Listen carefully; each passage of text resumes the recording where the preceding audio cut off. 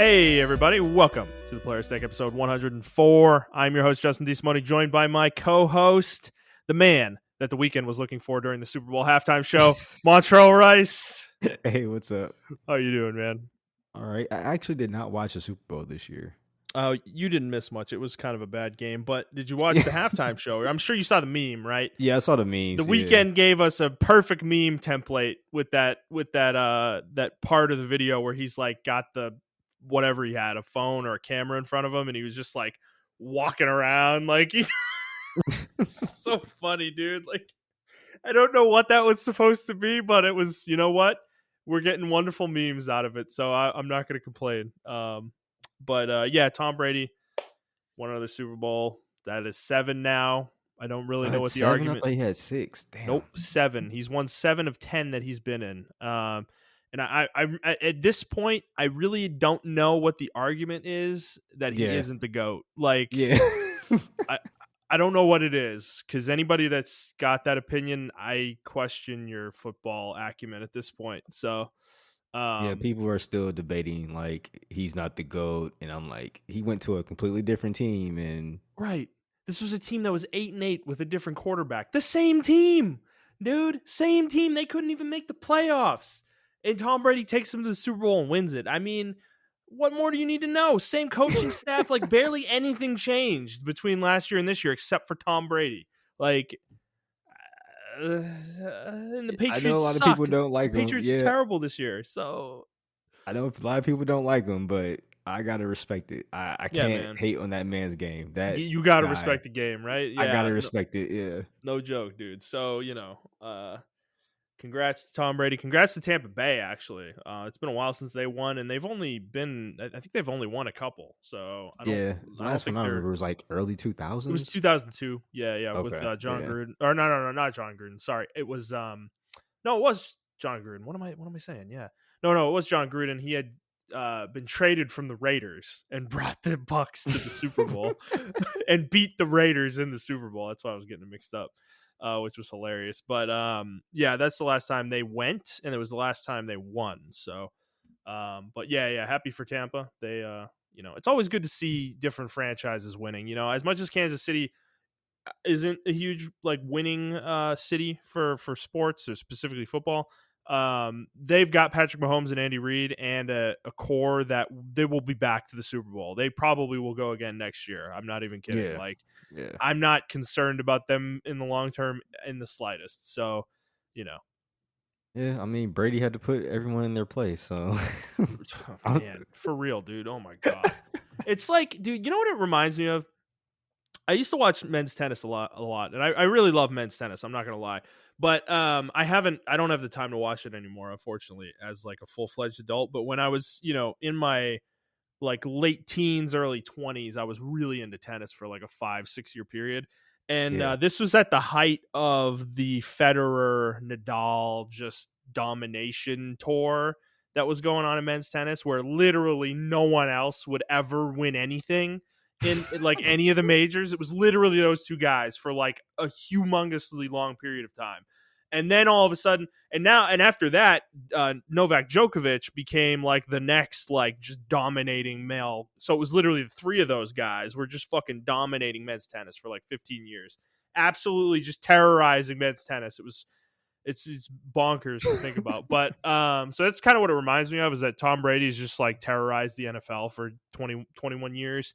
He's been to half the Super Bowls that he's played a season in. He was hurt once, so I don't count that season. And then he's pretty much been to like, I think, 14 or 15 conference championship games in that time frame. I mean, I don't like what. That's my point. What's the argument, dude? What is the argument that he's not the GOAT? I don't know, man. When he came from Michigan, I know a lot of people were just like, "Who is this guy?" I mean, he was good in Michigan too. Who he was? That's why he went in the 6th round. He was such a just like whatever player. But man, but it's just crazy how he just blew up. Like, bro, he's Rock Lee. He's Rock Lee.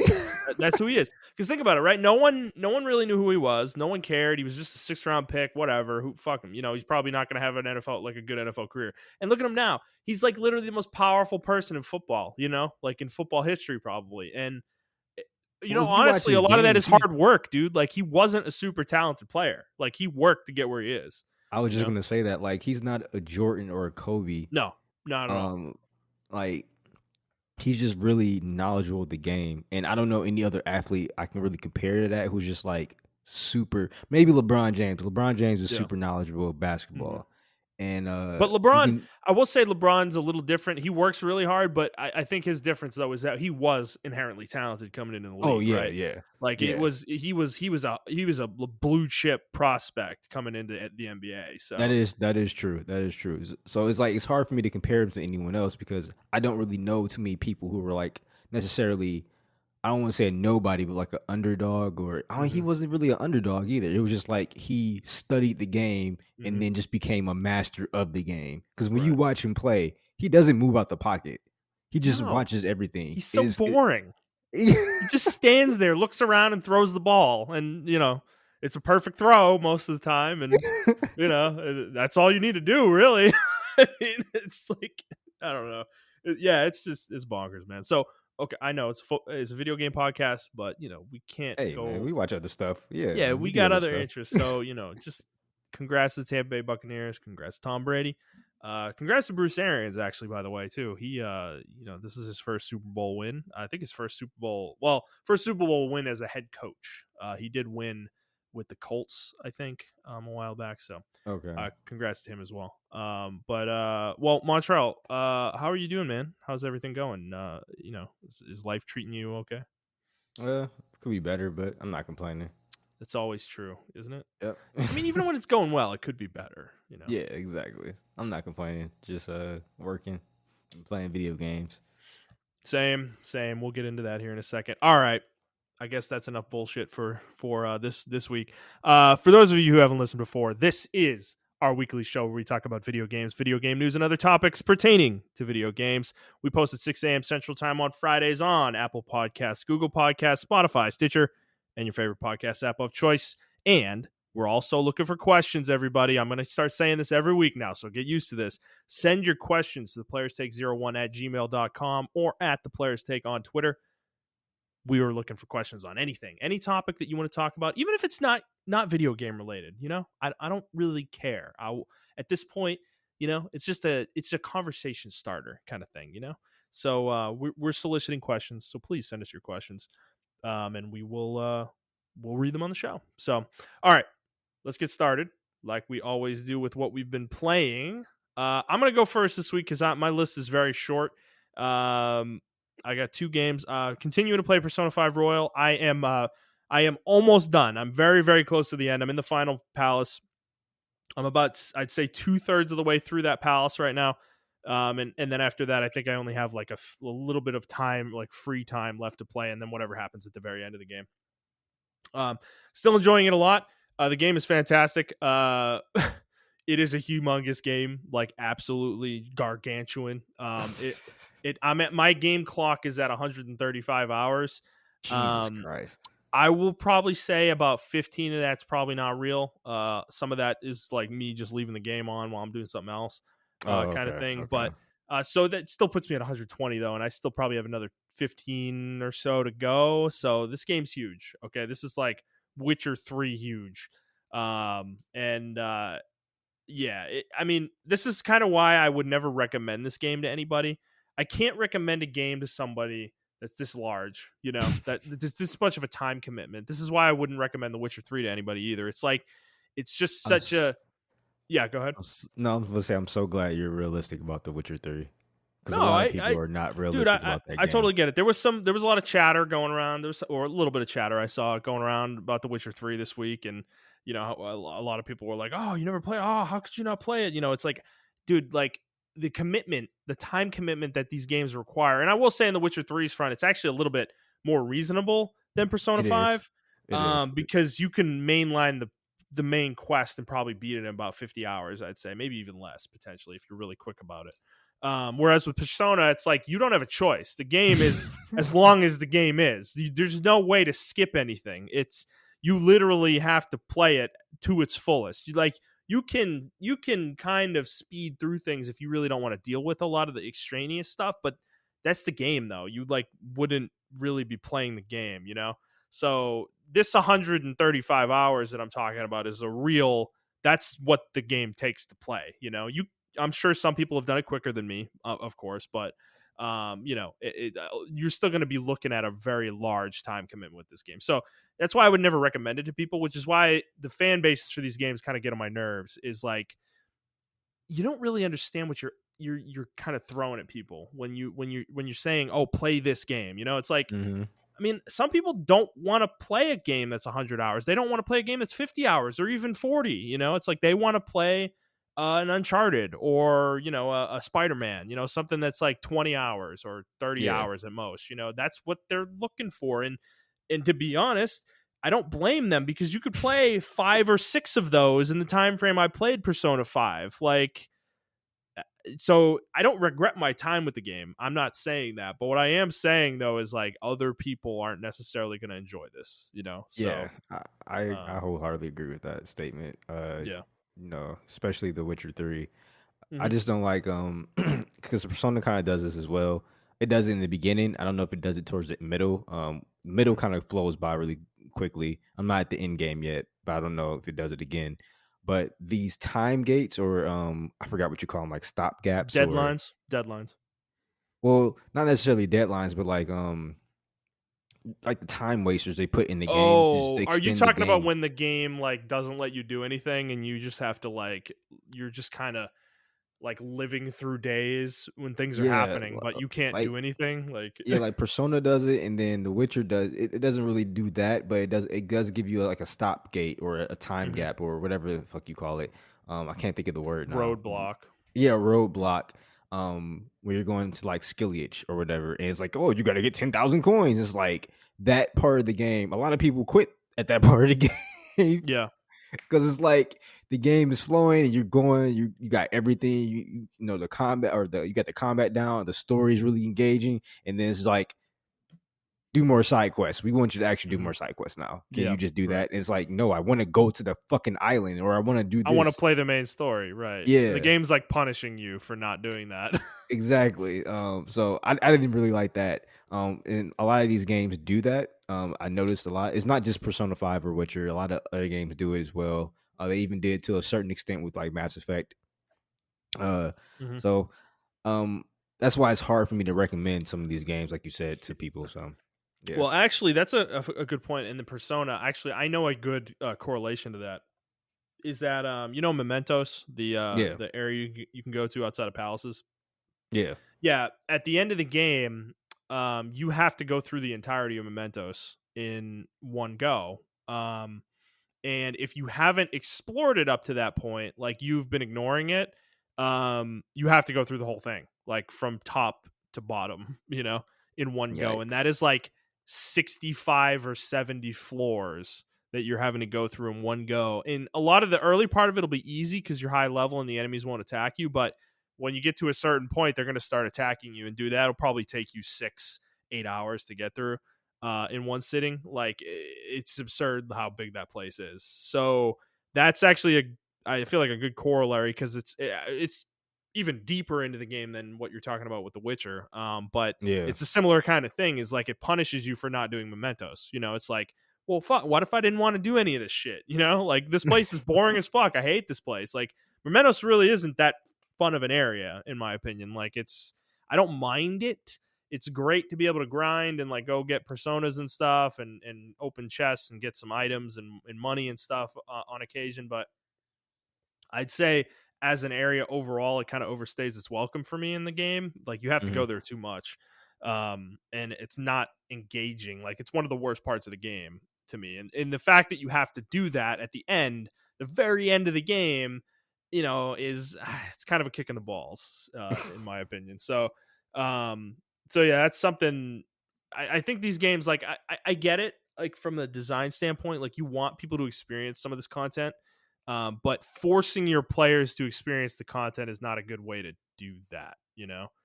Um, so I don't know. So yeah, I mean, again, I'm enjoying the game. I'm almost finished with it, so I'm probably only going to talk about it next week. I'm planning on finishing it this week, but We are going to be doing a spoiler cast on this game in the future. We're not doing it soon. Montreal does want to go back and play through the game himself.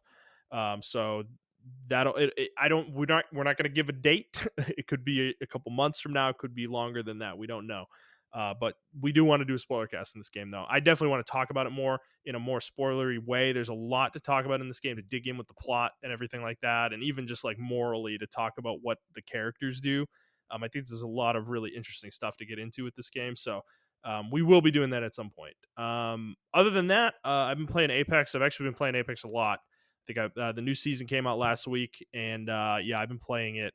Probably played like 4 of the last 7 days or something like that, maybe even 5. I've been pretty into it, to say the least. So I'm really enjoying the new season. Actually, the changes to the to Kings Canyon have been nice, as well as some of the new weapon that they added, the 30-30 repeater. I Mhm. haven't been using Fuse, but he's not my kind of character, so I probably won't use him. But this game's fun, and I'm still playing it. So that's pretty much all I got. That's all I've been playing. Montreal, what have you been playing, man? So get this out the way. I've been playing League of Legends with my friends. I'm actually like semi-coaching somebody, one of my friends, because he really wants to learn how to jungle. Yeah. So I've been trying to. I've Okay. actually switched to mid lane, but I'm trying to jungle now so that I can show him some VODs and stuff like that on what routes to take, how to gank, and all this stuff like that. So he can at least get up to gold where I'm at, and then after that, he's going to be on his own. uh, but I've also been playing. I got a Final Fantasy remastered for my birthday, which was last week. Okay. Uh, so I got Final Fantasy 12 remastered, and I got someone got me both of these Final Fantasy remake or Final Fantasy 12 remake or remastered, and the Resident Evil 3 remake. Um, Okay. I didn't want to buy Resident Evil 3 remake because this game's insanely short. I already finished it. Um, Like, I how like long it. was it? Like 5 hours? um, Not even. Not even. I was bullshitting around a little bit. So if I really wanted to finish it, I could finish in like maybe 3 to 4 hours or What the five to hell, dude? six hours, Holy crap, maybe. that's short. Yeah, the game is insanely short. If you skip past cutscenes and everything, if you know exactly where to go, it's super short. Like, that's the Um, order, dude. Length, like, man. yeah.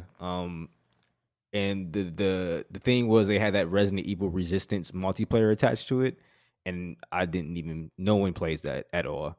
Um, So I mean, the game though, it's really they improved upon Resident Evil 2 a lot as far as movement and things of that nature. Everything feels a lot more fluid. Whereas in Resident Evil 2 remake, uh, you're a little bit sluggish, and I know that's on purpose because both Claire and Leon are like rookies in this situation. But Jill is experienced, so she understands what's going on. So she's more experienced on how to dodge zombies and all this stuff like that. I like that. I like everything about that. They did cut a lot of content out, particularly one scene with the clock tower. She's supposed to go inside the clock tower. You Mhm. don't even go inside the clock tower. You Hmm. just fight nemesis at the clock tower. Wait, so So they spoil cut content in this game? yeah, they cut it. And that was Huh. so I don't know if I remember mentioned it last week, but that's one thing that was a Capcom thing. The team that made this was M dot two M Yes. or M2 Yep. or whatever. Um they made this game, and they actually told people in interviews and stuff like that. You can find this on the internet that Capcom was the one who made the decision to cut a lot of content from Resident Evil 3 Hmm. because they wanted to do a faithful remake, and then they wanted to do the same thing with the Resident Evil 4. They wanted to do a Yeah. faithful remake. But obviously we just got news last week, like we said before, that they have a diminished role in Resident Evil 4 remake, and the A team who made Resident Evil 2 remake, they're going to be you know taking helm of that, and they're going to be changing some stuff. I don't know what they're going to change, but they want to Hmm. modernize it. So one thing that I did notice is that I think they're trying to get rid of Wesker. He is very campy, if that makes any sense, as a villain. Mhm. That was the charm of him, though. Back in the day, they're trying to make Resident Evil. Just replaying through both of these games because I replayed through Leon's B side, which is a um So Leon's B side, when you beat it with Claire, you get like the A side where you have to unlock everything and everything like that. With the B side, you're kind of already following in her footsteps. So all the zombies are already released and everything like that. And you have to kind of figure and puzzles are switched around and everything of that nature. So I finished it with him. I just noticed the game and I finished Resident Evil 7 as well. Um, it still had that classic Resident Evil feel. It's just in first person, so I didn't mind it, and I'm actually looking forward to Resident Evil 8 because my biggest criticism of Resident Evil 7 is the lack of enemies. All you fight is this one particular type of enemy, and I'm over it already. I'm like, I was over it Mhm. halfway through the game. But anyway, what I noticed about all three of these games is they're trying to make it more westernized as far as horror and acting and things of that nature. Mhm. Um, I don't know if you know like Japanese horror and then when it's like translated or you know dubbed or anything like that, it sounds like really cheesy and campy or whatever. Yeah. Um, and that's what like Resident Evil was. Resident Evil was that cheesy campiness, but it was still horror and it still made sense. This one is going for more of a Western horror style because like the acting and everything, how dramatic it is, and there isn't any funny quips or anything like that. Like Mhm. everything's really serious and Well, everything so like that. how do you feel about that? I guess as a whole, like, where are Um, you at with that at this point? Because I mean, that's a significant change to the series, right? it is. I felt like I may get slaughtered for this. I feel like it was kind of needed. As much as I love the campiness and cheesiness of the old Resident Evils, one, I feel like a lot of people, it was due to budget sometime the reason why they were so campy and cheesy, like the voice acting and everything of that nature. Like they just didn't have the budget because they didn't think the game would do anything right. And then on Yeah. top of that, they just kind of leaned into it.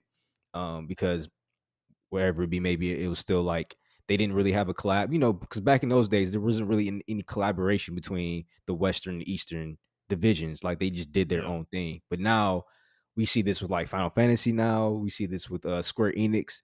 A lot of these studios are collaborating with each other. Like the Western and the Eastern studios are collaborating with each other, so they understand how to make better. Well, not better, but more westernized and uh scripts and everything of that nature. And I think that's what this game is doing.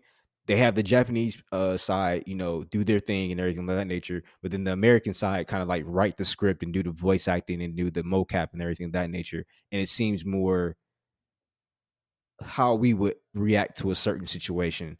And I actually like it because it doesn't feel corny. It doesn't feel really corny or anything like that. I as much as I love that cheesiness of what Leon used to be in Resident Evil 4, I think the new Resident Evil 4 remake is not going to have that cheesiness um Yeah. in it at all. Um because some of the 3D movie or the CGI movies, Leon's not really that corny. He's really serious. He's a drunk because he saw a lot of horrible shit. And in like the last two CGI movies, it really shows Leon's character development as far as why he's a drunk and how it Mhm. affects him and everything of that nature. Whereas in the games, they don't really show that, right? They just show who Leon is like quippy, almost like a Dante type character. So I like the direction. I know a lot of people won't like the direction, and I know a lot of people will. I know a lot of new Resident Evil fans will love that direction. But I don't. I think the old timers probably just got to evolve with the times. It's over. So I have one question for you, and it is incredibly important. Yeah, Why does Jill in every screenshot that she's in look so sweaty? because she's constantly running around. I mean, even when she's in like her apartment though, like looking in a mirror, she looks sweaty as fuck. Like, Yeah. So that scene where I took the picture, yeah. she just woke up from having PTSD from like the Oh, mansion. so she was like cold sweats. Okay. All Yeah, right. Fair exactly. enough. All right. So in Every context, it screenshot. makes sense. It's Yeah, just funny. It's like every screenshot of her I've ever seen, she looks extremely sweaty. It's like yeah. she is like extremely hot. I was like, yo, the model, whoever they modeled for this is Man, fucking. you fucking yeah, you were getting some shit for that, man, on Twitter this week. Yeah, so I didn't even know you were playing this. Actually, I didn't put that together. I was like, why is he posting like random fucking Jill pictures? All Yeah, like I was playing. I you were just playing went the on like game. a So yeah, I went on like a Resident Evil binge. Then I played Final Fantasy 12, which I am actually really enjoying. I'm not going to spend yeah, too much time on that. Um, but it takes the Final Fantasy 11 system if you guys played that, and it's a single player game, and I like it. It oh reminds me of yeah, Dragon Age hmm Origins, the way the oh game plays, but better. oh. Like, yeah, Oh, okay. Yeah, I know what you yeah. mean. Well, so I've played through Final Fantasy 12, the original Okay. version of it. I played through it on PS2 back in the day. um, I am really mixed on this game. I like it in some ways and dislike it in a lot of other ways. Um, do you think this version of the game is worth playing for somebody like me to come back to? Because I know there's significant changes. Like I know they added like a class system and stuff that restricts kind of what you can do with the license board and stuff, which is something I was a huge criticism of mine of the original game actually. So do you think like how does all that play? I guess is my So question. I'm only about 6 hours in. I like the licensing. The only thing I don't understand is how to get skills or different attacks and stuff like that. Hmm. Because one person, friend, she has black magic and she has white magic, but she's an archer. So I don't know how she got those skills because she didn't have it at one level, but now she has it in this level. And I thought the game wasn't a traditional you learn skills based off level. It was a kind of a skill board type deal, like your It is licensing, a like you skill just mentioned. board. That's Yeah. what it was. Yeah, you had to buy them on the skill board. It wasn't something you Yeah, well, so there's yeah, because the license board has skills and other things on it. It has like exactly. equipment types that you can equip as well Yep. on it. Like there's it's all combined together. So the problem with the original game was is that it was pretty much completely open. Like you could do anything with anybody. So the only difference between any given character was their stats, basically, and that made for a game that was very bland to play because you didn't have any incentive to use anyone other than the main party you wanted to use. Um, so Yeah, it it's still open in that aspect. I think I still have certain roles that I assign people. My first two party members, mhm, friend and I forget the other guy's name. Vaughn, But Vaughn, or you talking about no, not Balthier? my main character. Balvier. Okay. So I don't. And is it going to be a 3-person party all the time, or can you add up to because like up to No, 6 it's always. people? I think it's always three. Yeah, Always it's 3. always three. Okay. Um, so I mean, I do like the game from that aspect. I like it gives me that MMO feel, but I'm playing offline. I like how you can customize. I like that you can customize your character to anything. The only thing is you can only do it within that license, and it seems like the licenses that I have, they have certain routes that they want you to go. Yeah. Like I'm pretty much the samurai class from Final Fantasy 14. Hmm. I forgot the name of the class. Things like Bushido in Final Fantasy 12. Whereas like a tank class, like an off tank class. Hmm. Because I was gonna do the ninja class, but I didn't really like the animation stuff for the ninja class. Um, but I mean, it is a slow game, but I played through Dragon Age Origins, and if you like those type of games, uh, I like it because you got the gambit system, and the gambits are pretty much the commands that you can set up for people in like Dragon Age. If Yeah. I don't know if you guys remember that, but like you can give them certain commands. If this is this, then do this. If this is this, then do that. So if your ally's HP is below 50%, cast cure or whatever. Hmm. And I like those. Only thing is I don't like you have to buy them, but they're very cheap, like 50 gil, so whatever. Um, but yeah, I actually I also love how you can fast forward time or you can make the game just go fast. Oh yeah, You can that's a play it. common change they've made with all these re-releases of Final Fantasy games. Yeah, Is that they let you fast forward through combat or whatever you want. So yeah. And I'm so when I'm playing combat and you can play at active or wait, I'm playing at active and I had the combat at the fastest, but I don't have the time if that makes any sense at the fastest. So everything's not moving fast. It's just that the combat's flowing faster. You can't slow the combat down, and you can't slow time Oh. down as well. But I have it moving because I like the stress of the battle, so I like that. For I me, it may makes it check more this. I challenge. may need to check this out. I've wanted to replay this, but this remaster. But you're kind of convincing me to maybe give this a shot at some point because I like Final Fantasy 12. I do. It just had so many significant problems in its original form that I never. It was hard to get over, for Yeah, me mentally. But it does sound like they made significant changes to it that make it a lot more playable. I think. yeah, I think Um, it aged pretty well. Or the updates they did for it make it age really well. Because right now, I can't. I'm not saying the complaints. I know one of the biggest complaints with the game was just really slow. And after I updated or sped the combat up, like I'm clearing stuff really fast and I'm getting through it. Um, and I like it. I think the game. I think it was just a product of the times. mhm. If it had a little bit more, if the hardware it was running on was better, Yeah. that game probably would have been seen a Man, lot differently. if it was a PS3 game, yeah, Yeah, I think it would yeah, have been a lot better. Yeah, yeah, I think the biggest complaint people had back in the day was the gambit system. And I think that's the thing with it is like you have to really um be okay with that in the yeah, game like once you learn how to use it because the game you can set things up where the game kind of plays itself like yeah, you don't really do anything. You just walk up to things and then the game plays. It's like you don't have to do that, by the way. Like you don't. You can actually play it fairly actively if you want. But it's not that satisfying. I'd say learning the gambit system is actually the more satisfying way to play the game, but you yeah. can do whatever you want with it.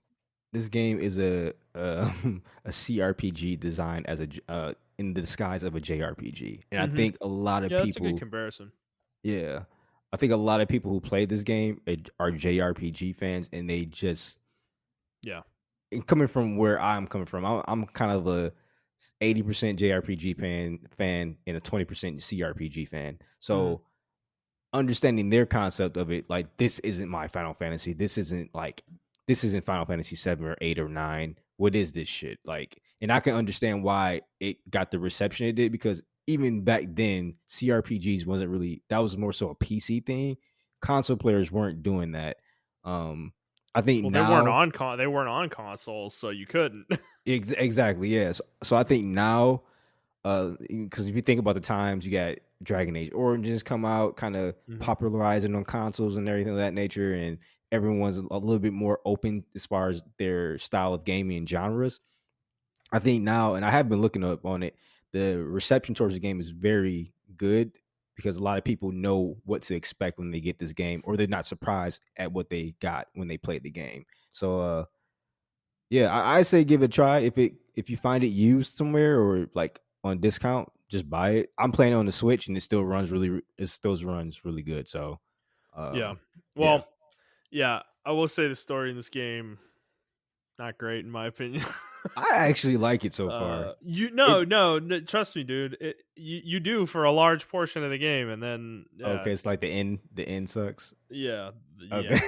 yeah, yeah, definitely. Okay. The final, I'd say the final quarter of the game, maybe even less than that, is pretty bad. So, Okay. Yeah, I and like the story so far, but yeah. yeah, it kind of ruins everything up to that point. That's my memory of it, at least. But maybe you'll feel a little differently. Yeah, like I said, it's been a long time since I played this game. I'd say I'd give it over. I think it's been over 10 years, Okay. probably Okay. something like that. So, my memory of it is a little fuzzy, but I, I will say I think after I get done playing this game, I will go back and play Last Remnant. I don't know why, but this game is giving me yeah, like oh yeah, super let's go, baby, let's yeah. go. Ooh, you're This game is so giving me a super like, especially the beginning part of the game because you're fighting with the yeah. army. I was Mhm. like, oh, this is like so Last Remnant. No, I bro, think I no. Oh god damn it.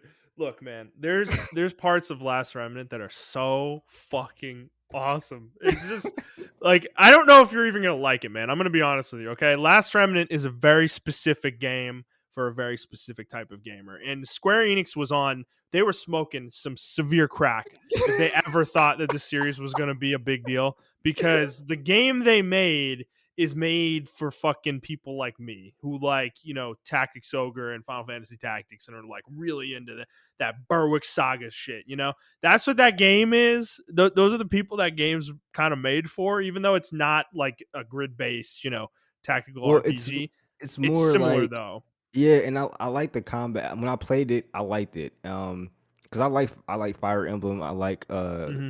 Uh I like tactical games, tactical RPGs as well. It's just like I never really found a game that was like in between both of those, like JRPG and tactical RPG. And that Last Remnant was that. It's just when I played it, I wasn't in the right headspace to play. I was still in college and I was doing a lot of other stuff, and I'm like, I can't play this right now because I have to focus.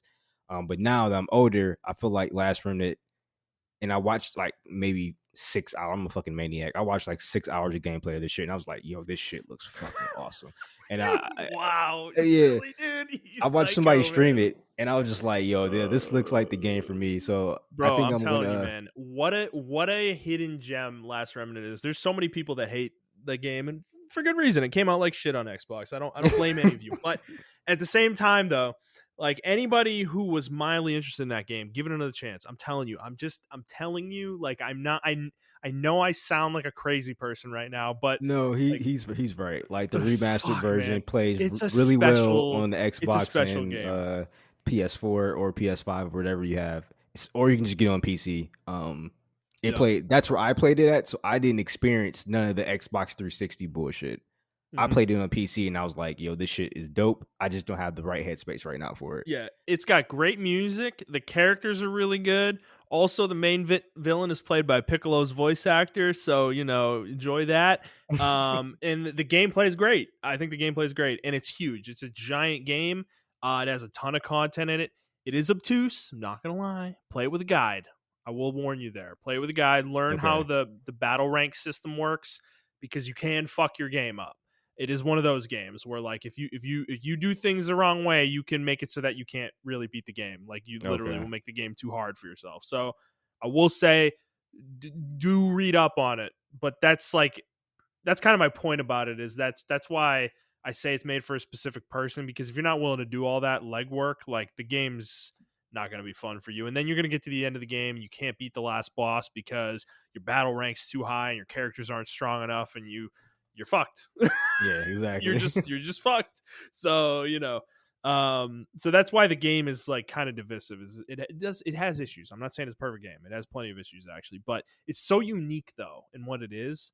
And I don't know. It's one of the most surprising games I've ever played. That's kind of my best way to describe it. So, okay. Oh, Yeah. sorry. It's Go ahead. Make your last point. No, no, I was just gonna say, for even for Last Remnant 2, it's like if Dynasty Warriors was a tactical RPG, but Mm, good. that's that's actually a the pretty good comparison. that's the best I can put it, and that's Mhm. actually what I wanted Fire Emblem's 3 houses to be, but it wasn't that. Uh, so Yes. yeah, All that's all right, I man. gotta say about that. Fair enough. All right. We're like almost 40 minutes into the show now, Yeah. so let's get into the news. We have a decent amount of news this week. Let's start though with this one's fairly big. So Embracer Group, who is formerly was known as THQ Nordic, which we've talked about on the show before, they renamed themselves to Embracer Group. I think it was last year. They have acquired two studios. They've acquired Asper Media, who is a small kind of Mac focused port studio. They've worked with a lot of studios over the years to port their games to Mac OS, but mostly a lot of the stuff they've done is with 2K, specifically with Firaxis, and then 2K as a publisher. They brought a lot of their games over to Mac, including the other company we're going to talk about here, which is Gearbox. Also been acquired by Embracer Group. In the same day, they announced both these deals the same day.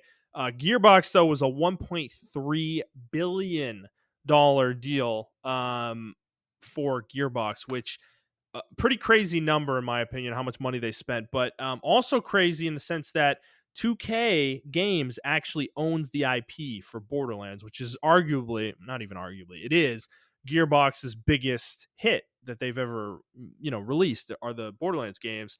2K owns the IP. However, 2K did release a statement saying that their relationship with Gearbox is not going to be changing. They're going to continue to work with them on Borderlands games. So it sounds like this isn't going to affect Gearbox's ability to make Borderlands games, but it could in the future. Who knows? There's no point in speculating there. But so yeah, two big acquisitions, or at least one big acquisition, one minor one. I will say for Asper, I actually think they are a very quality studio. In my opinion, in my dealings with them in the past, the games that I've seen them publish and people I've known that have played their games on Mac, their ports are very good. They are a very good port studio. I would put them sort of a little bit underneath Blue Point, kind of where I would, in terms of a port studio. They don't really enhance games the way Blue Point does, but as in terms of porting goes, you really can't get better than Asper though. So also a really good acquisition for Embracer Group. Definitely going to help them out. Montreal, what do you think about these? How big of a deal is this to you? Uh, I don't know. I don't know if it's going to shake the industry up or not. I mean, Gearbox being bought is crazy. It is But crazy. the thing is that THQ Nordic rarely like lets. I, I rarely hear them as like bad, you know, as a bad company to work for. Like they don't. They Hmm. usually let you just do what you want to do as long as it makes the money or whatever the case. Hmm. So I don't think Gearbox will have that issue at all. I am interested in seeing if there is going to be another Borderlands. Who is going to make it? If if 2K is still going to have to contract Gearbox, or they're just going to get another team to make it if they do make a Borderlands 4. Because I mean, Borderlands 3 made money, so I'm assuming there is going to be a Borderlands 4 sometime in the Oh, I mean, future. Borderlands 3 was an absolute smash hit. So Yeah. they're definitely going to make a Borderlands 4. I mean, I think they're still making DLC for Borderlands 3 too. So it's not completely done yet. So I'm assuming they're going to keep their, I mean, they even said so. They plan on keeping their relationship with Gearbox.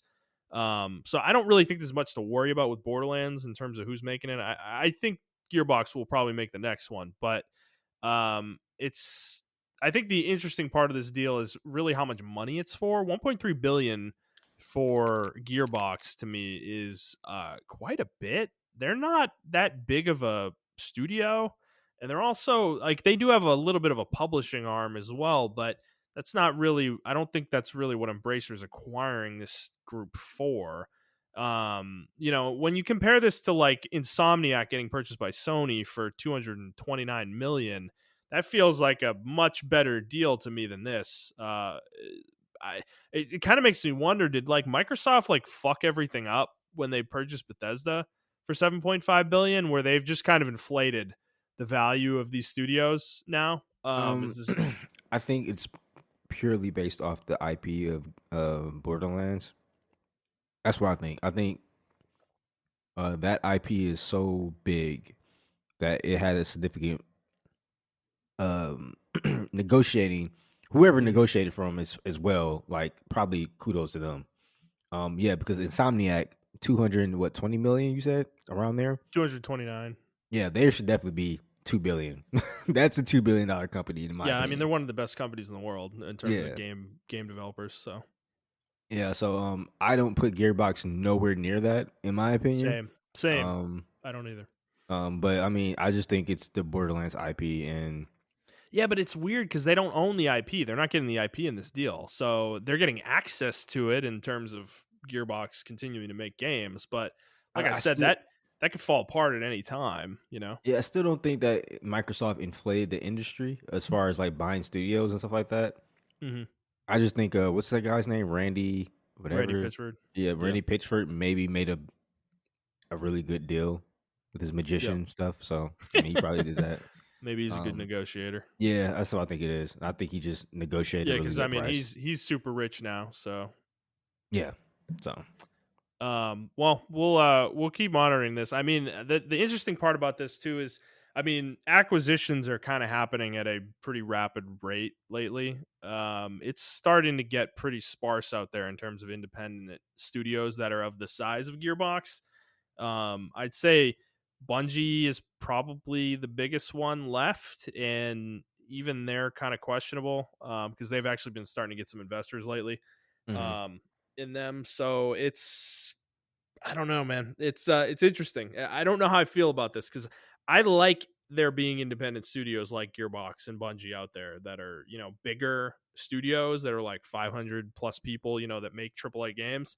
Yeah. I like that for the industry. I don't like the idea that all of these companies will be under somebody's umbrella, Yeah. But I think the age of the middleware people are gone. Like this is like official. Like I think just middleware companies are gone now. Where you had the well, AAA. they're all being bought by Embracer Group, man. I Yeah. mean, they are the middleware publisher pretty much, and like that. I mean, otherwise, yeah, I don't. There's not really a lot of that out there, to be honest. So yeah, it's Is something. either you I mean, yeah, go ahead. Yeah, and I was saying either you're indie or AAA now. So Yeah, and I think it's yeah. better for the developers and stuff like that, probably because they get a better deal. I, I'm assuming they get a better deal as far as like contract and hmm crunch Well, time and all this stuff like that. they're not as beholden to success as they were. Like Yeah. I mean, if Borderlands 3 flopped, Gearbox actually might have been in trouble, Yeah. as a company, but it didn't flop, so they're fine. But now with a publisher, that's what it is, the security of a publisher. Like you aren't as like in some ways you're more required to be successful, but in other ways you're not necessarily. Like if they believe in you, you have some leeway to kind of make a bad game here or there. Yeah.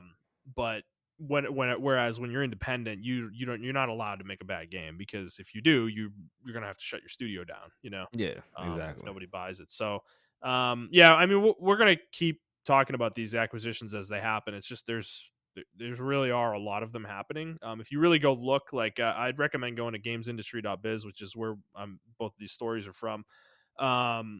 They are kind of a site really dedicated to these kind of moves. And there's a lot of them happening. We don't talk about every one of them on this show because it would be too much to talk about, and a lot of them aren't super really relevant to the audience that we're going for. Yeah. But yeah, I mean, there's a lot of movement happening in video games. So okay, next story. Let us move on. Activision Blizzard. Um, they actually released a news release on this is from Polygon, by the way. They basically announced that Diablo 4 and Overwatch 2 are not going to be releasing this year. And this is 2 weeks before BlizzCon is happening, which they're doing a digital event this year for BlizzCon. There was Okay. nothing happened in November. Remember, they pushed it back because of the pandemic. Yeah. Um, but yeah, it's scheduled for I think the 18th or somewhere around there of February. So we'll definitely be talking about when that happens. But they've basically taken the wind out of everybody's sails, I feel like, on that, because they're saying these two games aren't coming this year. So it makes me wonder what they're gonna show at BlizzCon. Like, I mean, obviously they'll show more of these, but what's the point of the event? I guess it's like you could release trailers for these. It's like you don't. I don't know. I mean, Yeah. how do you feel about this? Does this surprise you? No, it's Blizzard. I mean, Blizzard's Mhm. always been that. Even though they're not the same company they've once been, they've always been the company not to rush out a product. True. Um, so I'm not surprised. I'm not surprised if we even get Overwatch 2 and Diablo 4 next year. I'm thinking 2022, in I my mean, I opinion, legitimately or thought 2023 Overwatch rather. 2. Yeah, I legitimately thought Overwatch 2 was coming this year, but I would be really surprised if it doesn't come next year. Like I think that they're doing a lot seems of really restructuring for bad. Overwatch, in my Yeah. opinion. I mean, I know a lot of people are still playing it, but it doesn't have the buzz that it used to have. hmm The league Not at for all. it died, and it's just I mean, like, isn't it kind of dead? yeah, I think it's kind of dead. But I mean, there are a lot of people who still play it here and there. But it's just like I don't think there's a team like you remember how League of Legends had their own like circuit for it. Yeah. I don't think Overwatch circuit is a thing anymore. I gotta read up on it, but I remember just like a lot of teams dropping out and Yeah. everything of I that mean, nature. I don't know for sure, but Yeah. I wouldn't be Um. surprised by that. Yeah. It's just it's not a fun game to watch. It's a fun game to play, but not watch. So I think they're gonna revamp Overwatch 2 and make it more mobile-ish. That's what I think. But Diablo 4 definitely that's not coming tomorrow next year. I don't think that's coming next year at all. Man, If you're the thing about that is though, if you're right about that, like, why did they announce it last year? Or no, it was 2 years ago, wasn't it? It was Yeah, I was 2019, still wasn't it? working with BlizzCon y'all. 2019. Yeah, yeah, Like, I was still working with y'all. Yep. yeah, Yeah, like because we didn't have the what? pandemic. Yeah. Yeah, like why did they even announce that Well, it back was the then? You Diablo know? Immortal thing. They had to get over that. They had to move past Ah, that. I guess. Yeah, I guess you're right. I guess you're right. I guess you're Yeah, right. they had to do it. I Because there were mean, there were rumors, or not even rumors. There were Jason Schreier just kept saying that Diablo 4 is being worked on, and Blizzard hadn't announced it yet. And I think people were, you're right. Yeah, they were kind of getting whipped into a frenzy. But they're like putting themselves up against the wall here, because if the game doesn't come out next year, then it's not coming until 2024 or 2023 at the earliest. It's like, what I Blizzard needs mean, to do, man, they need to start making smaller games. yeah, Like maybe they do need to make some side games for like StarCraft or World of Warcraft or something. yeah. Because yeah, well, you're right. What else do they have to show? I mean, besides World of Warcraft content, that's about Well, it. we're getting Diablo Immortal, I think, this year. That the beta for that is out in the hands of some influencers. Okay. So that's definitely probably coming this year. As much as they brushed it under the rug, they're not gonna not release that game. So, now that it's kind of reemerged, I think it's a pretty good bet that it's coming out for sure. But there's that. And I mean, Activision did say that mobile is their biggest moneymaker as a company. Like, they make Mm, more money off their mobile games than they do anything else, like the rest of their stuff. So, I think, and we've heard a lot of rumors about this, and Blizzard even themselves have said that a lot of developers are working on mobile projects at the company. So, I mean, this is kind of what I'm afraid of with the BlizzCon happening in a couple weeks, is that I think they're going to announce something mobile related, whether it's a Warcraft mobile game, or they give us a release date for Diablo Immortal, or I think we're gonna get a new game that is a mobile game, not Diablo Immortal, something else on top of that, and I don't know how mm, well that's gonna go over if they do that, because like, outside of Diablo 4 and Overwatch 2, everything that we've heard is there's no other big games in development besides this Diablo 2 remake, which is being made by Vicarious Visions, who just merged into Blizzard. But outside of those three games, we don't really know of anything else, like any other kind of what we would term AAA games that are like StarCraft console mobile. slash PC games. So yeah, and the StarCraft game got canceled last year or whatever. So I don't know. I Blizzard's kind of in a weird spot right now, and Activision's like coming in and like they want them to make more games and release more games, and it's kind of weird because that we heard about that like a year and a half ago, and Blizzard's not really releasing games. Like, they haven't released shit. They released Shadowlands, last year, but that's it. There really hasn't been anything else. So I don't know. They're kind of in a weird spot. It's Yeah, weird. They're that is a scary position to be in, to be honest with you. From both the ownership side and the worker side. Like if I was Activision, I'm like, all right, do you guys have anything? Like Yeah, anything? right. I mean, I do get it from Activision's side, right? You Yeah, want that's to what I'm make money saying. at some Like, point, yeah, it's like but you guys have anything, and I don't know, man. I mean, I know the mobile market is really big in the East, so I mean they're gonna make a ton of money from that. Um, so I mean, I'm not really too worried about it, but I just know the reception. I don't. I think we as gamers, I've moved on from it. I've accepted it that we're not their core audience, Blizzard's core audience yeah, anymore. They right. don't care about us, and whatever we get, whatever we get. Yeah, I I think think a we lot of both. I think we both agree there. yeah, Um, I think it's just like we're still gonna. I'm still gonna follow this company. I do. yeah, I of do want course. to see where they go. Like, what does the end of their story look like? Because I mean, I say end, and I'm not saying Blizzard's gonna close, but Oh yeah, yeah, yeah. I I don't think know. We might be heading down that road, though. Is I kind of think what this I'm digital getting event at. would show that. I think this digital event would show that we are not the core audience anymore. BlizzCon, Yeah. if I wouldn't be surprised, and this is just a hunch from me. Say the pandemic is at a manageable level where we can start traveling and everything of that nature by next year. In the following year, 2023, I think BlizzCon will take place somewhere in Asia. I don't think it's going to be BlizzCon over here anymore. Mm, yeah. I think You, they're going to transition to they're gonna do it in China. China. Yeah, I think Yeah. China's going to be their China, Japan, South Korea. I think those are going to be their main audiences now, and we have to deal with it. I mean, a lot of new gamers don't know what Blizzard is. Like, believe it or not, a lot of Gen Zers and Yeah, we've you know talked about late. this. They think it's Yeah, Overwatch. They don't know who ex- Kerrigan is. They don't know exactly. any of those characters. Yeah, You know. so I've accepted it, so it is what it is, man. I think that's their best move to keep that company afloat and keep the workers there. So Yeah. I'm all for it at this point. Well, we might be in for a State of Blizzard 3, man, after BlizzCon. We'll see. We'll see how it goes. No, I doubt it. I really don't think this is going to be that big of a deal. You would think it would be, given that they haven't done one in like a year and a half almost. But I'm just not anticipating there being much to announce.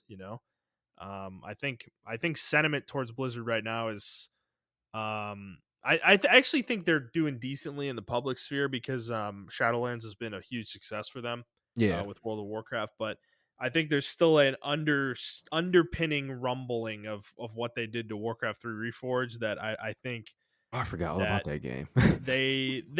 they're not gonna get to escape that necessarily, depending on what they do going forward. So we'll see. It'll be interesting. I mean, like I said, they're a big part of this podcast story is Blizzard. We've talked about Blizzard a lot, and we're going to keep talking about them. So, we'll see in a couple weeks. We'll definitely report on BlizzCon for sure. Okay. Speaking of digital events, we got another one. E3 this year, 2021, is more than likely going to be a digital only event. There will not be the ESA is supposedly planning to do a digital event. They were trying to do one last year, but the way things happened, they didn't have time to get it in place in time for June. So they're working towards doing something for this year, and they'd be targeting June, I think it's 15th through 17th. Yes. Okay, So yeah, we're getting this from Shack News, reporting this. How do you feel about this? If this is digital, like, did you miss E3 last year? I didn't. I'm not sure I did either. I didn't. It's been a while since I've been excited for E3. Yeah, because I, I will say I think this makes the way last year happened is better for us, like me and you as Mm-hmm. podcast hosts, because it spreads the news out over the course of the year, right? Yeah, Whereas all this stuff was kind of centered in a small period of time in June, and it was yeah. awesome, right? We make multiple shows off of E3, but at the same time, it's extremely stressful, and it's also not the best way to cover this stuff. I feel like you're not giving everything the kind of air it needs to breathe, if you know what I mean. Well, the thing about E3 that I don't like, I don't know, it's always been weird because they show stuff on stage and then um they're like, oh well, people here can play it, and it's like, what Yeah. about the people at fucking home? Like that's Yep. your main audience. So That's true. I never really liked that aspect, and they always did that at E3. Well, they And do these closed door demos too for the media, and then yeah, they wouldn't be allowed to report on the closed door demo. exactly. Like so it's like, what's even the point? Yeah, Um, exactly. And I just didn't like where it was going in 2019. I didn't like where it was going because I remember we covered it, but it wasn't really big news from 2019 because we were all expecting it fucking was very Xbox and Square Enix centric. yeah, and we were all expecting Yeah, like it ever since I would say this ever since Sony pulled themselves from E3. E3 has not been exciting. it's true. It's been I think 2019 was the first year they did that actually. Yep. So, yeah, and to be honest, that wasn't a bad E3. If you go listen to our shows, we were pretty Oh enthusiastic about yeah, it yeah, actually. Because Square showed like Final Fantasy 7 remake gameplay, and Microsoft had a good showing as well. But you're right though, the lack of Sony was definitely felt ultimately, and I think Sony's not going back. Period. I don't care what E3 does. I don't think Sony's ever going back to the event. So that's always going to hurt it. And I think the fact that it didn't happen last year is just going to make it really hard for them to put something together where enough publishers come to it. Because who really needs it at this point? I feel like last year really proved that a lot of these publishers can do what they want. They can do their own events, which has led to things like the Resident Evil 8 video that came out a few weeks ago that was like 12 minutes, and it was like, why the fuck do we need this, but but at the same time, though, it has also given us a lot more, like I said, a lot more news throughout the year. And like, as a fan of video games and as a fan of the industry, I'm a little bummed because E3 kind of felt like, almost like the Super Bowl of video game news. That is true. That is true. But again, though, at the same time, I don't know how much I'm gonna miss it, if it doesn't really come back. I'm gonna sound really like freedom fighter-ish and shit like that. E3 was just really too big for its own good. I Yeah. think it needed this. And Downsizing. Well, they can focus on making the show good yeah, rather exactly. than it'll be quality over quantity, Yeah. hopefully. I think this pandemic has showed a lot of companies that, a lot of them were just too big for their own good. And now you have to really get people's attention. And last year we didn't really get quality streams. I think Xbox was pretty good. Um, but I want to say Sony's was okay too. No, Um, Sony's. So my memory of it was Sony actually did pretty well. yeah. Xbox was the one that, like, they were weird because Oh they looked like yeah, they weren't yeah. prepared. Like Exactly. they were Yeah. using like shitty microphones, and they were showing people in their like bedrooms and stuff. Whereas Sony was a lot more like produced. Yeah, that's true. Um, That's true. so I think this year though, around E3 season, I don't think the spirit of E3 would die. I think there's still gonna be plenty of stuff. Summer is still gonna be hype. It's still gonna be like the little Super Bowl.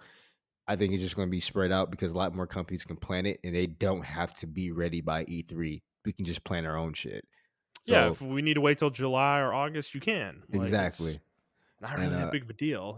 yeah, and I think that's pretty cool. And then when E3 does come back, I think it still won't be as significant. But it actually it may be because a lot of people want to get out the house now, so it may be fucking huge that Mhm. time. But I don't know. I mean, I'm iffy. It can go either way. I'm on the side of digital. Like I just want a digital event, and I don't really want Yeah. E3 to be the centralization of that news. I like when companies just announce it and be like, "Hey, this is when it's going to be announced," and whatever, and tune in. And I like that. I think that's cool. Except for like Capcom Resident Evil 8, that shit they could have kept that shit. But Yeah. besides that, I mean, that was pretty much the only bad one I've seen so far. The other ones have Mhm. been pretty good so far. So You know what's funny actually about it all too is that Nintendo, in this whole period of time, they were the first ones to go with this like digital, kind of event thing with the Nintendo Directs. they've been absent. And they've been completely absent for like a year, dude. Like, I don't remember the last time we had a Nintendo Direct. It's wild. Like, what are they doing? Like, I guess they don't have much to talk about, I guess, but I mean, like, shit, man. Like, people get hyped for Nintendo Directs, man. When are they going to announce the next Monolith Soft game? I need that in my life. I guess that was the last Direct, wasn't it? Yeah, the When they Xenoblade when they Chronicles announced that. definitive edition. Yeah, that's crazy, dude. Yeah, that was a long time ago. Yeah. I think that was a year ago. I don't know. Well, either way, I mean, we'll see. We'll see what the ESA can muster up with E3. I don't I don't know how, like, excited I'm going to be for it though. So Yeah. we'll see. Okay, let's move on. This one's kind of, more important to us, I feel like, than most people. But so Jason Schreier over at Bloomberg is reporting that Electronic Arts is going to be deciding the fate of Anthem this week. So we've been talking about Anthem for 2 years. I mean, the game came out when right after we started this podcast, actually, and we liked it, but realized, like, we didn't think it was a good game at the time. Yeah. However, we saw the potential in it, and when they announced Anthem Next and that they wanted to revise the game and bring it back to life, we were all for it. We both thought that the game had potential. So EA, though, what has happened though is that their producer of this kind of reboot, Christian Daly, actually left the company in December, And uh this game is kind of in question now as a result. So the according to Schreier, the game has about 30 people working on it right now, and people within What? BioWare, yeah, people within BioWare believe to actually fully do this and commit to it, they're going to need about 3 times as many people, so more like 90. Um, and that sounds a lot more realistic to me. So they're meeting this week to decide the fate of this. I mean, Montreal, where are you at with this? Do you still want this? Do you still think this is worth I it? I think this is hard because that game, if it dies, is giving up the greatest potential I've ever seen in the franchise. Like Yeah. no shit. Everyone says that, and it's like it can be the Diablo. Like it just has so much potential with these frames or I forgot what the fuck you call them, The javelins, javelins. Yep. javelins. Because we saw it. Like they got the tank class, they got the support class, they got the fucking. They made their own thing, and it was really Mhm. cool. It was a really cool take on the traditional RPG setup. And I thought like it would be a no brainer. The thing is though, I'm on I'm on the side of like I'm gonna look at it from both perspectives. From the developer side, they definitely need more people. From the gamer side of me, I definitely think it has potential. I think it can be the next Final Fantasy 14 Reborn. That's how Mhm. much faith I have in it. Now, from EA side, I completely understand because you had 7 years to work on this game, and Well, you yeah, and couldn't, another 2 now on top of it. and another two, and we were hands off for 7 years, Mhm. and you couldn't produce. So just looking at it from that side, it's like if I was the boss, I would be like that too. I would want to see what have you guys been doing for the last 2 years. Mhm. I need to know. And if it and if it's not if we have Dragon Age, we have two big blockbuster hits, and probably some unnamed projects that BioWare can be working on, and their titles can be used elsewhere. Why do I need 30 people, talented people working on Anthem when I can just cancel this project and y'all go somewhere else and make the product Yeah, and that you can make Mass Effect better or Dragon Age better, you know? exactly. Why? Yeah. Why? So thinking it from that perspective, like you can call me the big bad boogeyman or EA the big bad boogeyman all you want to, but I think EA is, and this is rare. I think they're justified if they shut down this project. Yeah. Totally, I totally, you know, for it. yeah, I'm with you. I it's sad to say. Okay. Yeah, We're at the point now. Daly's blog posts, there were 3 of them last year. I actually liked all 3 of them, and I think we talked about most of them on the show, and I think yeah, we we both did. agreed like what the direction they were going was good. I like the ideas that they were putting forth and what they were the changes they were making and what their plan was. I like that. However, it's becoming obvious that this is taking too long, you know? Um, we're now 2 years out from the original game's release, and even if they increase the workforce to another, add another 60 people to it, how long are we gonna wait?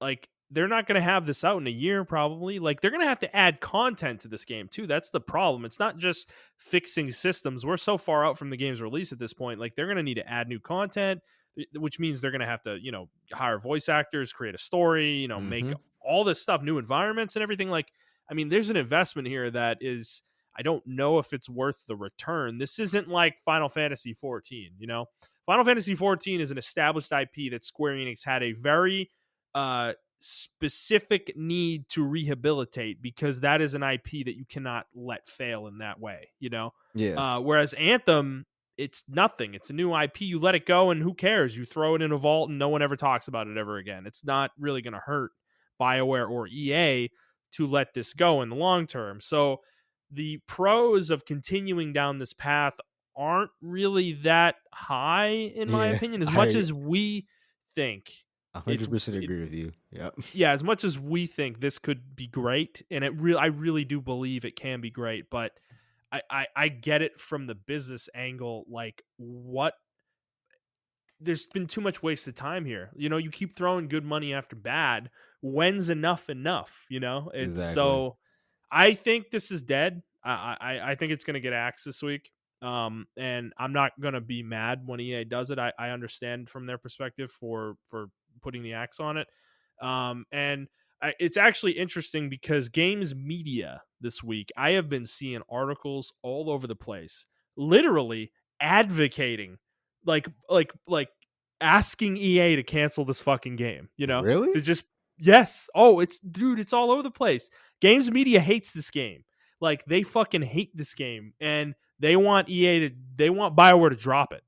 Probably, presumably, because they'd rather have them working on other games and making them better. Which, fair enough. But it's just interesting that this game is so maligned within that group. And I think even with gamers as a whole, I don't think this game doesn't have a good reputation, and it shouldn't. It shouldn't have a good reputation, but it's just interesting that that's happening right now, that they're like there's people like literally writing articles saying EA, please cancel Anthem, like please, like we've had enough, it's over, you're not going to fix this game. Like, it's kind of funny to me, It is because very funny. if this was something else, they wouldn't be saying this. Yeah, um I agree with that. So I mean, it's gonna sound very hypocritical to me of what I just said, but it's like well, not really. We've been on this podcast. Me and you both said that companies should invest in their IPs and invest in, mhm, and the moment it fails, not just give up on it, right? Or right. invest in the studios to make them greater and to do better and things of that nature. Because Mhm, if you don't invest into the game, then you get shit. And I think one of the greatest examples of that is Marvel's Capcom Infinite. They gave them the budget size of one season of Street Fighter V, and that it definitely showed. Like that yeah, this is what happened when you don't invest in your team. yeah, Um, on the flip side of that, EA is investing in them. They're telling them, "Hey, do you?" But I think they're still giving, in my opinion, they're still giving BioWare too much leeway. yeah, Why are there only 30 people working on this game? I gave you another yeah, chance. And I understand. I totally get it, y'all. They're making yeah, Dragon Age, they're making fucking Mass Effect. I totally get it. Understand it. 100%. With y'all. I want both these games. I love both of these games. But if I'm a boss and I give you a second chance, because you totally fucked me over on the first chance. Like you mhm. put like um There's some no kind of excuse. I'm yeah. surprised heads didn't roll, dude. Like, not gonna lie. Anthem was such a disaster. I cannot believe that people got out of there unscathed. I You know? think what happened is I think even the executives, some of the executives are like, oh shit, we fucked up. Like Yeah. it's a lot Right. of I think this game, Anthem is one of those games where like everyone from the top down knew they fucked up. Yeah. And they try to make it right, but now it's nothing you can really do about it. And I think it's interesting that games media is writing about it, saying that they should die. Um, Even though I understand it, I just don't feel like it's their place. I don't feel like it's none of our places to tell them what to do with this fucking game.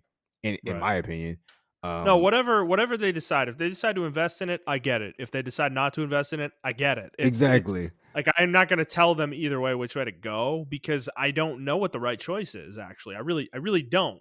It's a coin flip because you can lose a It potential is. Yeah. $1 billion franchise. Right.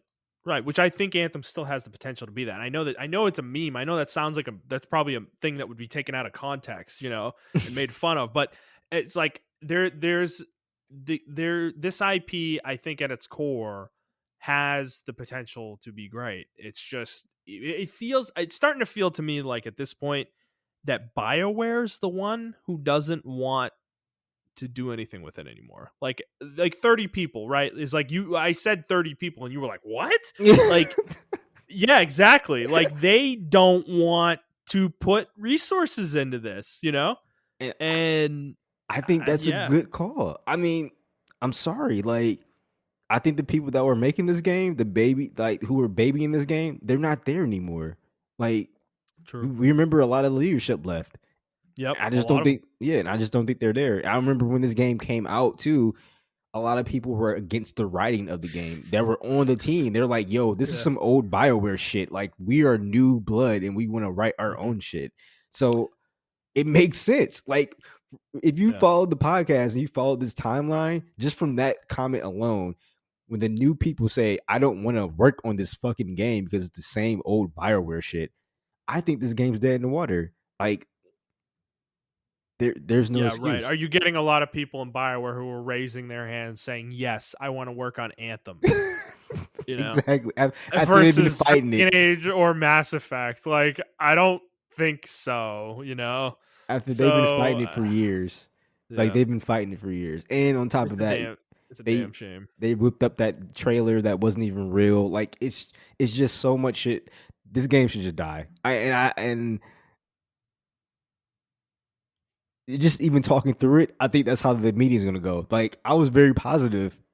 Like I'm You thinking, start out positive, you yeah, think that's what's gonna happen. They're gonna show up. EA's gonna show up, and everyone's gonna be like hyper positive, like, "Oh, we really believe in this IP." And then you start talking it through, and you're like, "Fuck, exactly. this isn't worth it." It's like a bad relationship, right? You go into Yeah. it positive and No, like dude, this is like a football team drafting a quarterback number 1 overall, and yeah. he's just an absolute disastrous fucking failure, And what do? Do you keep beating? Do you keep taking the beating, and you keep starting this guy, hoping he's going to get better, or do you cut him and start over with somebody else? Like that's kind of what the situation is at this point, and the answer is never to keep starting them. It almost never is. So you know, I don't know, man. I feel bad saying that. I mean, dude, I don't think I'll be honest. We're probably the biggest supporters of Anthem out there, man. Like, I'm not even kidding.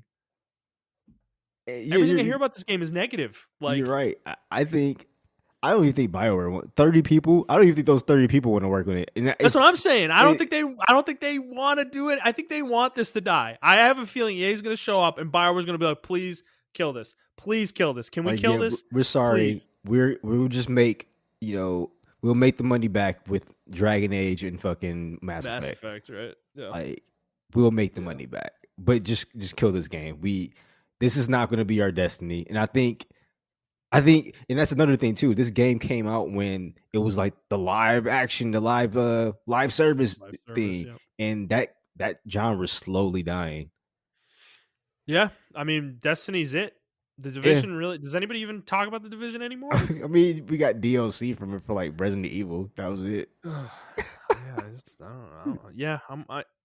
Yeah, this genre, that genre, live service games, like the live service like Destiny style games. I do wonder how many more of those we're actually going to get because this feels like MMOs. The way the MMO genre went. It's like how Hmm. many of them does it take that fail before the industry realizes that these are bad investments? That they're really hard to make and they're really hard to stick, even if you make a good one. Yeah, because Because the I mean, Division's not bad by any stretch of the imagination, but I don't know how. Like we loved it. clearly, yeah, but clearly it's not valuable enough that Ubisoft wants to make another one because they got that studio working on 2 other games right now. So clearly they're ready to move on to something else. So I don't know, man. Like Destiny's the only one really keeping it going. And that's They're barely. they're kind of the World of Warcraft in this situation. Yeah, You know, and Destiny had to revamp themselves what 3 times already. true. So it's like Yes. Yep. I I don't think it's worth it. And then just imagine what you're gonna do with fucking Anthem. Like, just imagine. Yeah. Not to mention the engine that they're still running on, because we don't even know if Oh yeah, this is on Frostbite. yeah, we don't even know if fucking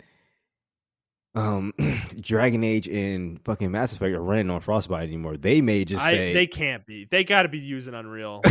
at this point. Respawn opened the door, and Yeah, I just feel like exactly. they got to be using Unreal, dude. There's no way they're making BioWare continue to use Frostbite after how much bad press they've gotten over that over the years. They can't be making BioWare continue to use Frostbite. They just Can't be, fucking man. can't be. They can't. That would be a really bad call by management if they just Dude. continue to do that. And then I think even with Anthem or with BioWare, or with fucking I want to recall, I think it was BioWare's choice to use Frostbite in all their games. It was. Well, EA, there was a period of time where EA mandated that for all the studios. That time is over. However, most of their studios continued to use Frostbite after that fact, which is what you're referencing, I think, is that Okay. BioWare didn't decide to go elsewhere with their, with the games they're making, but they should. I hope and pray that, It's man. got to be Unreal, bro. It has to be Unreal. Please don't be using Frostbite. If they announce like they fully like go into detail on Mass Effect or Dragon Age, and it turns out they're using Frostbite, we're gonna have a come to Jesus moment on this podcast about it, because man, that is gonna severely ding my anticipation for either one of those games. Yeah, So they I don't barely know. made it with Dragon Age. Barely made it. Right, Dragon Age 3, they didn't make it. They really didn't make it. That game is an interesting case because I don't think my understanding of it is the game was a fucking mess when it came out, Oh but yeah, it 100%. had good content, Yeah, so people looked past it the way they do with Bethesda. And but the game was objectively a mess when it came out, so you know they just got away with it because the game was pretty good. yeah. Whereas with And it was Anthem, 2014. Nothing came out during that year. So right, right. True, true. So we'll let you guys know if we hear anything. Hopefully, Jason Schreier reports on the. He's got a feed into the meeting, and he tells everybody what happens as a result of this meeting. We'll let you know whenever we find out. So either way, all right. Let's move on. We got a couple more stories here to get through. Prince of Persia: The Sands of Time remake. Ubisoft was making this. This is from GameIndustry.biz. It's been postponed indefinitely. So I've talked about this game a couple different times, when it was announced and then when it was originally delayed. Um, this game was looking real rough every time they've shown it, and I'm not surprised by this. I am concerned that we may never see it. To be honest with you, I'm not sure, because all they said was the game's been pushed back to a later date, in quotes there. So I don't know when we'll see it. I really don't feel like it'll be this year, and if it is, it's gonna be real late, like December probably. That's kind of my gut feeling on it. But Montreal, did you care about this at all, or not from what you I know? saw. I wasn't impressed Yeah. with it at all. I thought it was really cool that an Indian studio was making it, or Hmm. yeah, Indian studio was making it. So I thought that was like Right. really fucking cool. But I don't think it's the fault of the studio. I just think this was a huge undertaking at the wrong time. I think COVID really fucked them over. Yeah, the wrong time, and this may have been the wrong game to give to them. Yeah, this is a really, even though I didn't play it, I know a lot of Yeah, people like you and other people who just like when they saw Prince of Persia, they just lit the fuck up. And there was people I didn't even yeah, know play Prince of Persia. It's like a Prince of Persia remake, and I'm like, yeah. dude. They're like, oh my Yeah. fucking god, I love No, that this game. game's really good, which is why I'm glad they're postponing it and really taking the time to make it right. But that assumes it actually releases. We'll see if that happens. So I don't know.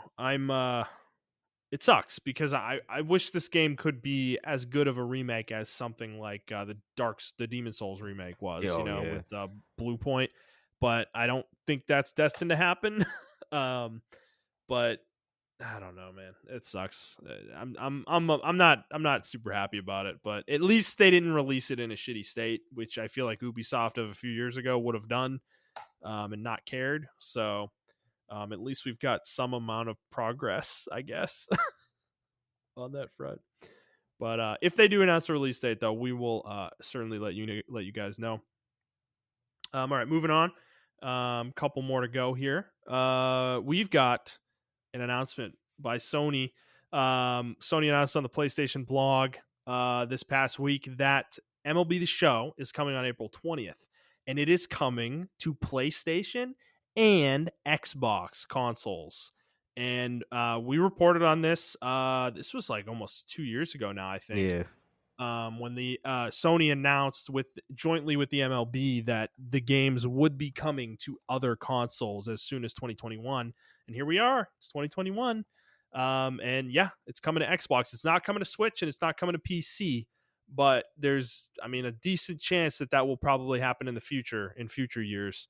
But this is a funny one because I feel like this is where the industry's news cycle gets me, because this is probably one of the biggest news items to happen, in the past few weeks, and no one's really talking about this. You know what? My Um, timeline was talking about it, but it wasn't because like the news. It was because like PlayStation dropped it, and actually an yeah. ad. Everyone was talking about the ad. It was like Xbox, and I was like, yeah, man, this is coming to Xbox, and I'm Yeah, well, so this is the one glad. that shows that people don't pay attention to news Yeah, because we've known this for like 2 years, and I'm yeah. seeing all these people arguing. You can even see it on the PlayStation blog.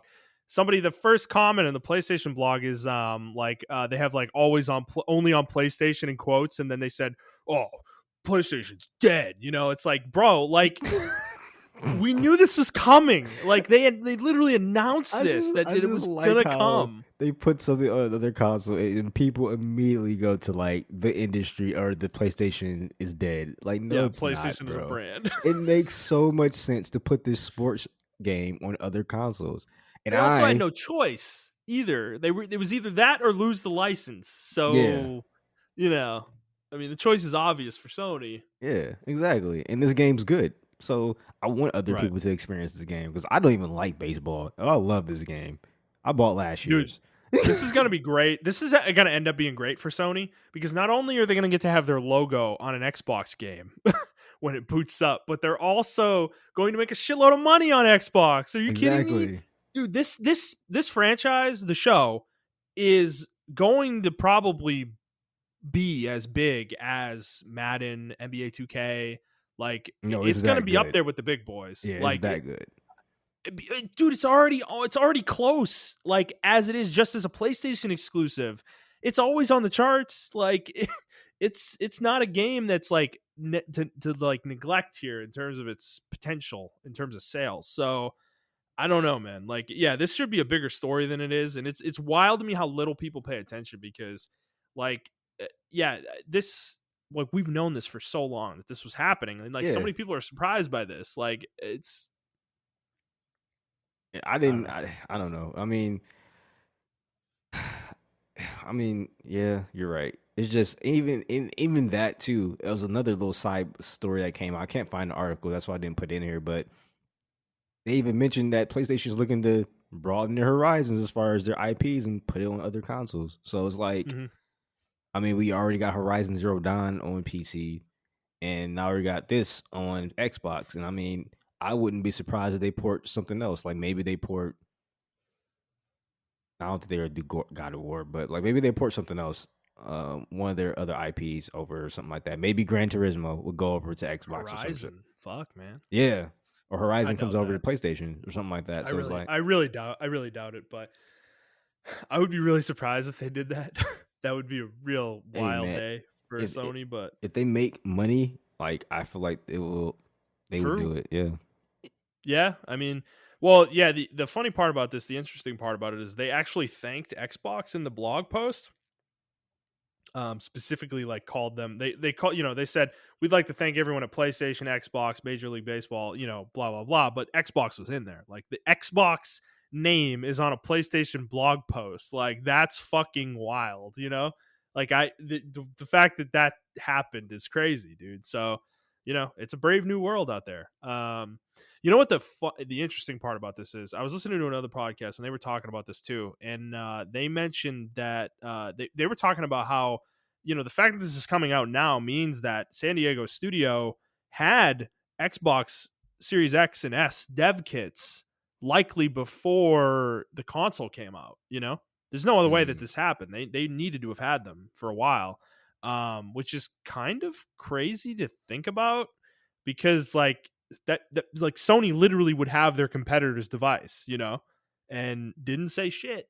They didn't say anything. So there's a interesting like respect there between the two of them that they trusted Sony enough to do that, and then Sony didn't say anything, or maybe there was a contract. There might have been a contract, where they like literally couldn't say anything. But it's just a fascinating side of the whole thing is that Sony's got Xbox dev kits, so yeah, we'll see how this game does. I will be watching it with keen interest for sure. Absolutely. So, all right, let's move on. We got one more here. This is a small one. is actually the only reason this is here is because I saw this on Twitter and the game looks interesting, and I decided to put it in the show. So, um, the developer of this game, his name is Sean Young, announced a game called Littlewood, and this is his statement on it. So, the peaceful RPG that takes place after you've saved the world is launching on Nintendo Switch on February 25th, and you can start pre-ordering the game on the 18th. So, this game is exactly as it says. There's a little bit of a trailer of it on Twitter as well. It's an RPG where you play as the main character after they've saved the world, so after their journey is over. And I don't know why that's a fascinating concept to me, though. You know, That is pretty like cool. I will say the game looks more like a city builder, not even a city builder, more like looks more like a like Stardew Valley kind of Yeah, game yeah. than more of an RPG to me. But I'm not really 100% sure on that. I'm basing this off the short trailer that we got, so I don't know exactly how the game plays entirely, but the concept's intriguing enough that I wanted to call it out here. It's called Littlewood, all one word. So that's coming on February 25th. For those of you who that is interesting to you. So, okay, Montreal. That's all we got for news, man.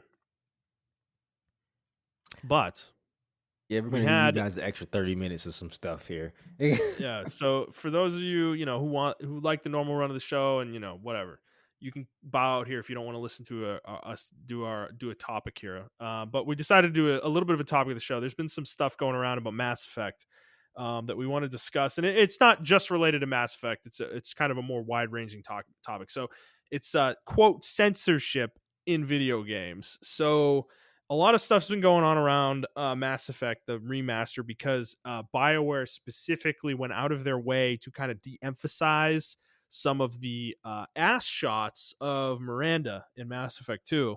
And this has gotten people into a very large uproar. I don't know if I call it large, but there's been a little bit of an uproar about this. People are upset that they're quote censoring the game, blah blah blah blah blah.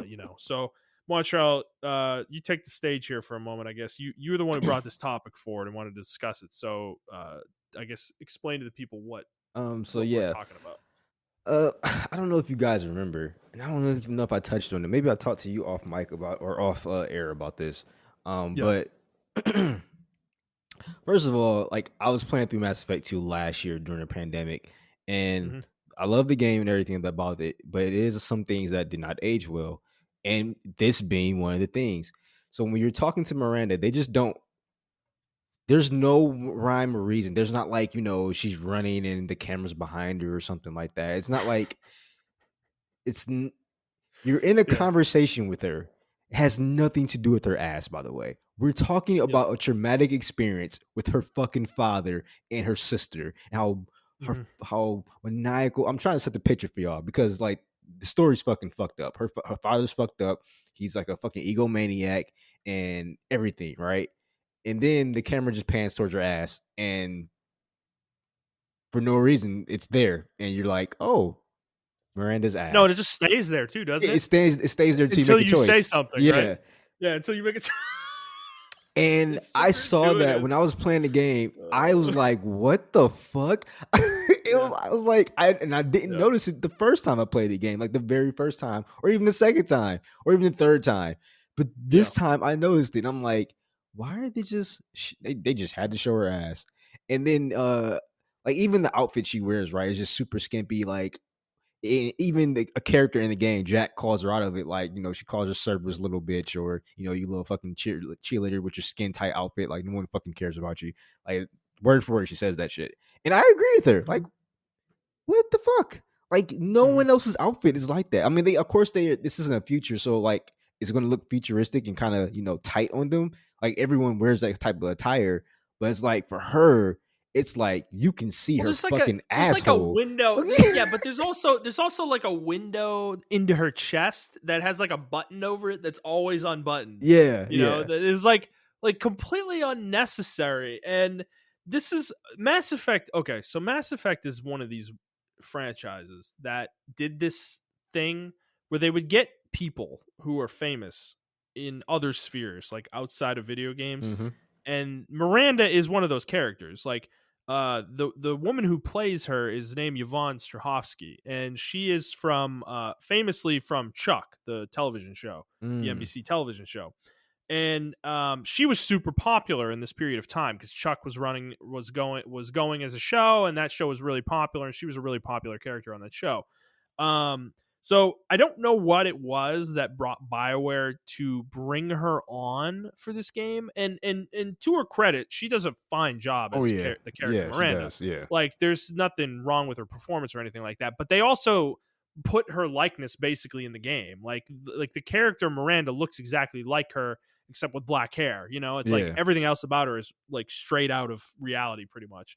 It was one of the first games to really do that kind of thing, but it was also for me as somebody who watched Chuck at the time, it was one of the weirdest fucking things to see her in this game and be like, they literally just got Yvonne Strahovski and like put her in this game, like because she doesn't she because she has like an Australian accent. She's an Australian woman, and she just talks with her normal accent Yeah, they in the didn't game. change her So accent or anything. it's literally just her, the person in this game. You know, she's playing a character, but it always took me out of the game, and I've never really liked Miranda's character as a result. Not even for any real problem with the performance or the character itself. It's just It's like just it's too close to reality for it you. was, yeah, that, and it was out of place. It Yeah. just felt really unnecessary to So me. I'm Like on a I different side. I thought Miranda yeah was an excellent character. She did a really good job in making me hate her. Like, because yeah I think that was the whole point of yeah that character. She didn't like hmm you, and you were not supposed to like her, and that was it. And right she did a really good job. Until like Mass Effect 3, where you kind of butter up to those type of characters. You're like, this is just who you are, and I'm going to accept it. Um, yeah um, so I didn't mind the character. I didn't watch Chuck, so this character was completely like just someone else new for me. You know what I'm yeah saying? another character, Yeah. right. And I'm pretty sure there are a lot of other people like me out there, and there are a lot of people like you out there. Um, I just had an issue with at the time. I didn't have an issue with it because I didn't notice it because it was video games. Like no one never really called video games out on this shit until the whole Right. Gamergate thing happened, and then Yeah. we started to change our viewpoints on what is acceptable, and we started to notice that there are other people in gaming besides males. There are women who game. There are other people who game and everything of that nature. So a lot of stuff in the game industry started to change, and you definitely saw that in Mass Effect 3. Not as much, but it was the start of Yeah. it, right? And then you saw it. Well, right. The cast was a little bit more diverse in that game. Yeah, You know, they had an openly gay character in the game as one yeah, of your squad mates. yep, So exactly. yeah, And you definitely see it in Mass Effect Andromeda. you're right. I Right. don't think I don't. Maybe to a fault, Yeah, I don't. I was from what about I to say like I understand. don't Yeah. know if that was the reason why the writing was so terrible. Yeah. Because they were trying to please everyone or not. But I point to shows like Star Trek and other shows and stuff like that do diversity well without making it seem like it's forced. But Yeah. anyway, getting back on topic of the censorship, so her ass was shown or wasn't shown. It was just she's standing. You're having a serious conversation about her dramatic lifestyle or her dramatic life, and then the camera pans towards her ass until you make a choice, and it's very panderish towards like whoever's playing the game or whatever. hmm A lot of people were upset because they removed those shots from the remastered version of the game that's coming out later on this year.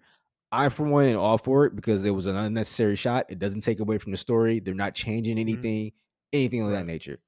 I am also very libertarian when it comes to censorship. Now, I am not the type of person that buys these games. I stay clear of them, whatever.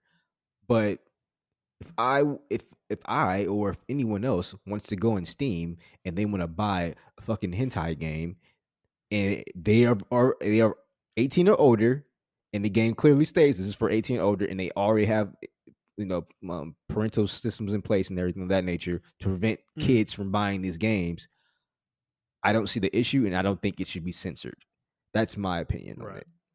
hmm Now, in that same aspect, I don't like when games do come over here and Like I think Catherine Full Body was like some parts of it were censored for the West and everything of that nature. And I can't remember any other games. Well, Sony's been doing it for a while. Oh yeah, Sony in the They did it so hard to the point where the companies making those games started putting their games on Nintendo, yeah, it was on that the Switch instead. it was that what was it called? Sagara something. A It was like Senran Kaguya, I think yeah, something like something like that, that. or Yeah, something like that. I don't know exactly the and they name of it, have but yeah, yeah. and I am like I said, I didn't like when Sony did that because like I said, even though I don't play these games, they have on the box art or on the box rated M for mature, adult themes, nudity, blah blah blah blah blah blah blah blah. Mhm. They don't do this type of stuff to Grand Theft Auto, in my opinion. It seems like they Yeah. only do it with certain games. I don't like that because Grand Theft Auto, you can Japanese games yeah, with specifically. Japanese games exactly. Now let's sometimes Japanese stuff we both can admit it gets a little weird with the little age shit. I don't like that at Mhm. all. But this Yeah. game wasn't like that. That one game that we were just talking about. These are like ninjas and they have big boobs. I mean, what else do you Yeah. want? Right. So uh so now it just doesn't stop there as far as censorship. I think the conversation needs to be broadened because I remember I think fans need to be more open minded as well. Tifa's update, Final Fantasy VII Mm, remake. mhm. The biggest uproar wasn't the fucking fans, it wasn't the fucking battle system, it wasn't the fucking God, yeah. changing the story. You know, the biggest Right. thing was people were complaining Yeah. about Tifa's boobs, and people, Namor literally had to come out and say she's wearing a sports bra. Why did he have to come out and say that? They weren't jiggly enough for him.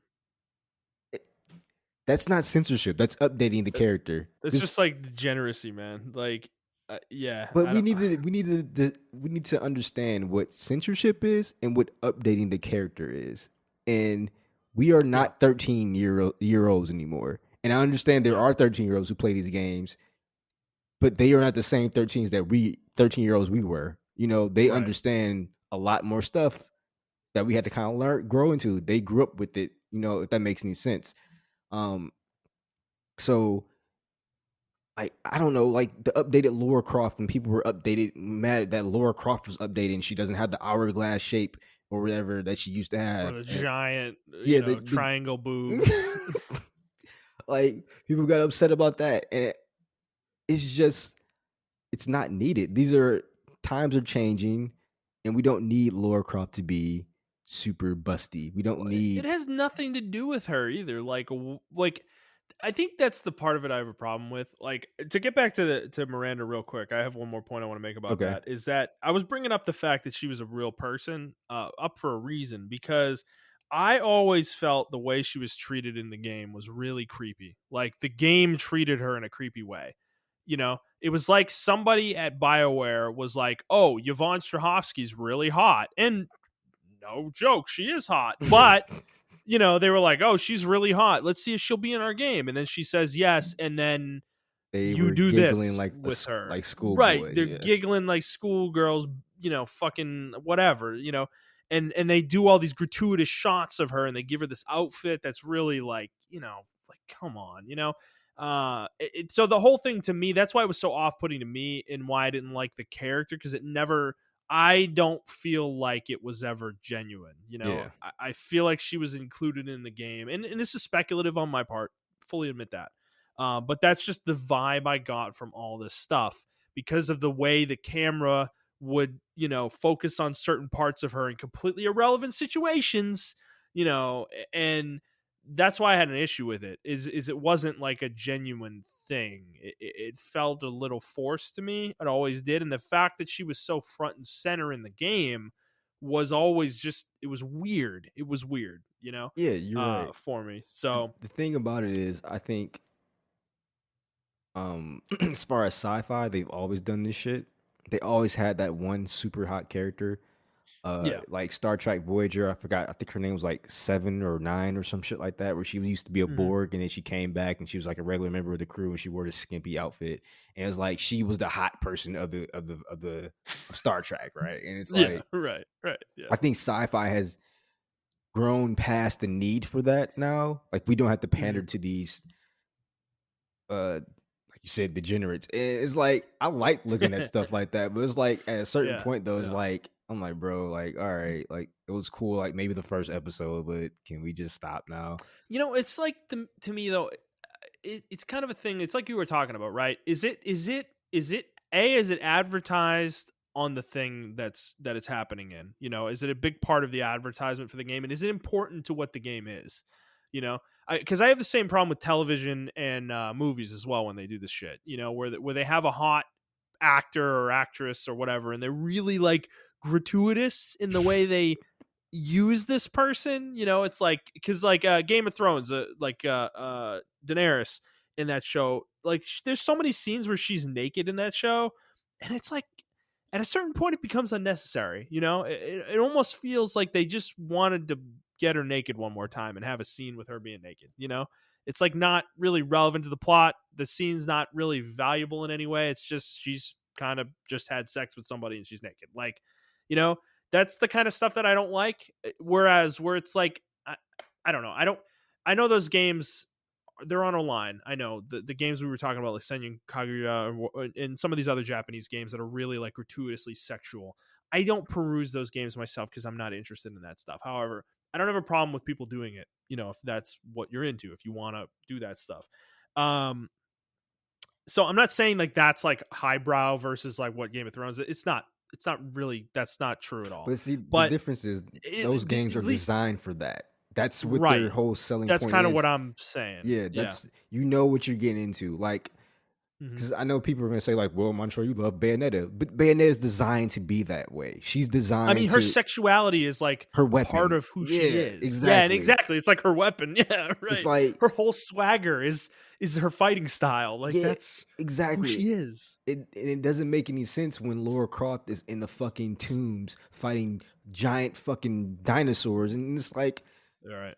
it just doesn't make any sense. Like when Yeah, you she's think, running away from a T-Rex and her fucking boobs are flying everywhere. It's like, I mean, I don't really know what that adds to the scene, but for some people it's great. but people Oh, need oh, to wow. understand the difference between Yeah, pandering, yeah, censorship, right. and everything of that nature. And I don't really know where to go with the conversation, but like I don't know what the end result should be. But my thing is just like when Tifa was a prime example when her design got changed, and it wasn't necessarily changed because I look at the old Tifa and look at the new Tifa, and I'm like, I don't see a difference. Like her There boobs really are isn't that much of one. They actually did a really good job updating her, in exactly. my opinion. It's just the fact that her boobs don't jiggle. People are upset about that because of like the way she fights and the way she looks and the outfit she wears. It's like, but that's kind of my point. Is like that is unnecessary pandering if her boobs jiggle. Like actually, Persona is a good example of this. All the female characters in that game, they have the fucking boob jiggle and it drives me crazy. I don't know why it even needs to be there. It's so unnecessary, and it's just like I don't like who's getting off on that, man. Like I don't understand it. It's like I I I don't know. I, I don't think. See, that's the problem, and Because we don't do that with guys in video games. It's not like they have a dick wiggle or you don't see fucking bulge coming out of their fucking pants. Like, but see, one you can know, say though that comic book heroes, superheroes, they're always buff, they're always big, they're always showing yeah, shirtless yeah, scenes and stuff like that. You know what yeah, I'm I know. saying? Yeah, So I yeah, mean, understood. Yeah. as far as that, I don't care. It's not as overtly sexual though. And Yeah, I'm you're saying right. this as a You're right. guy, so I think obviously a bias in the way. I don't consider a guy taking his shirt off, oh, that doesn't get me hot and bothered. Like, I'm not like into that, obviously. So maybe that same thing does apply to some women who like see this stuff and they think it's gratuitous or unnecessary. I don't know. I don't really have that perspective, so I don't care as much on that front. So I just can kind of speak to the perspective I have with it, Yeah, and me where too. so I don't know. I don't know this. I don't know. But I guess my whole question is to you: at what point do you consider it censorship, and then at what point do you consider it a change? well, I think censorship's the wrong word because censorship is a law like a law specific term where the government censors things, like a company doesn't really censor things, like that, like a company can change whatever they want. It's their product, they can do whatever the fuck they want with it, Yeah. that's not really censorship. And even if Sony comes in and says you have to change this to get your game on our network, I don't even really consider that censorship, even though it's sort of close to what censorship is. But I think that term is just misused because it's not like, I don't think it's the same as like what you really use the word for. It's not like the government censoring what the media can say about certain topics. That's censorship. Or what television can show you. That's censorship. Like Sony saying you can't have naked women in your game. I don't know if I consider that censorship. It's not. That's not the. They're not the same thing to me. So, but at the same time, to like to your question, I guess, like I think it depends on where it's coming from. When BioWare comes in themselves and changes the scenes with Miranda, specifically because the people working there now are no longer comfortable with the way those scenes were made back in the day, that's not censorship. That's definitely not censorship. It's not even close. They're making the decision on their own to change the game to make it a little bit more classy or a little bit more tasteful. I guess is a better word. That's not censorship.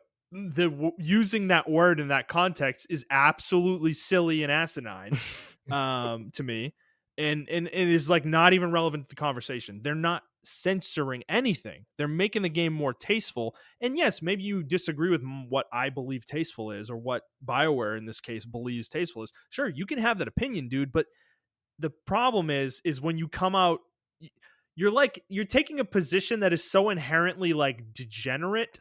It's kind of hard for you to argue it, in a real honest way without looking like a fucking pervert, because that's kind of what it is. It's the same thing with the Tifa thing. It's like you're literally arguing that the character's boobs should jiggle in a video game. How do you not realize how much of a creep you sound like right now? Like you're a guy saying that. You are a male saying that. Yeah, and Like, I get it. Like, you may be attracted to these characters or whatever the fuck. yeah, right. That's your prerogative. But it's like a lot of people don't play the games for that, and I feel like we as a society, I sound like a fucking meme right now, but we as a society have evolved for the need for sex to sell. That is a meme. Yeah. It is like I really feel like that. I feel like we evolved past the need for sex to sell. The fact that I still see it is fucking crazy to me. I'm just like, me too. I've never understood it, to be honest with you. Yeah.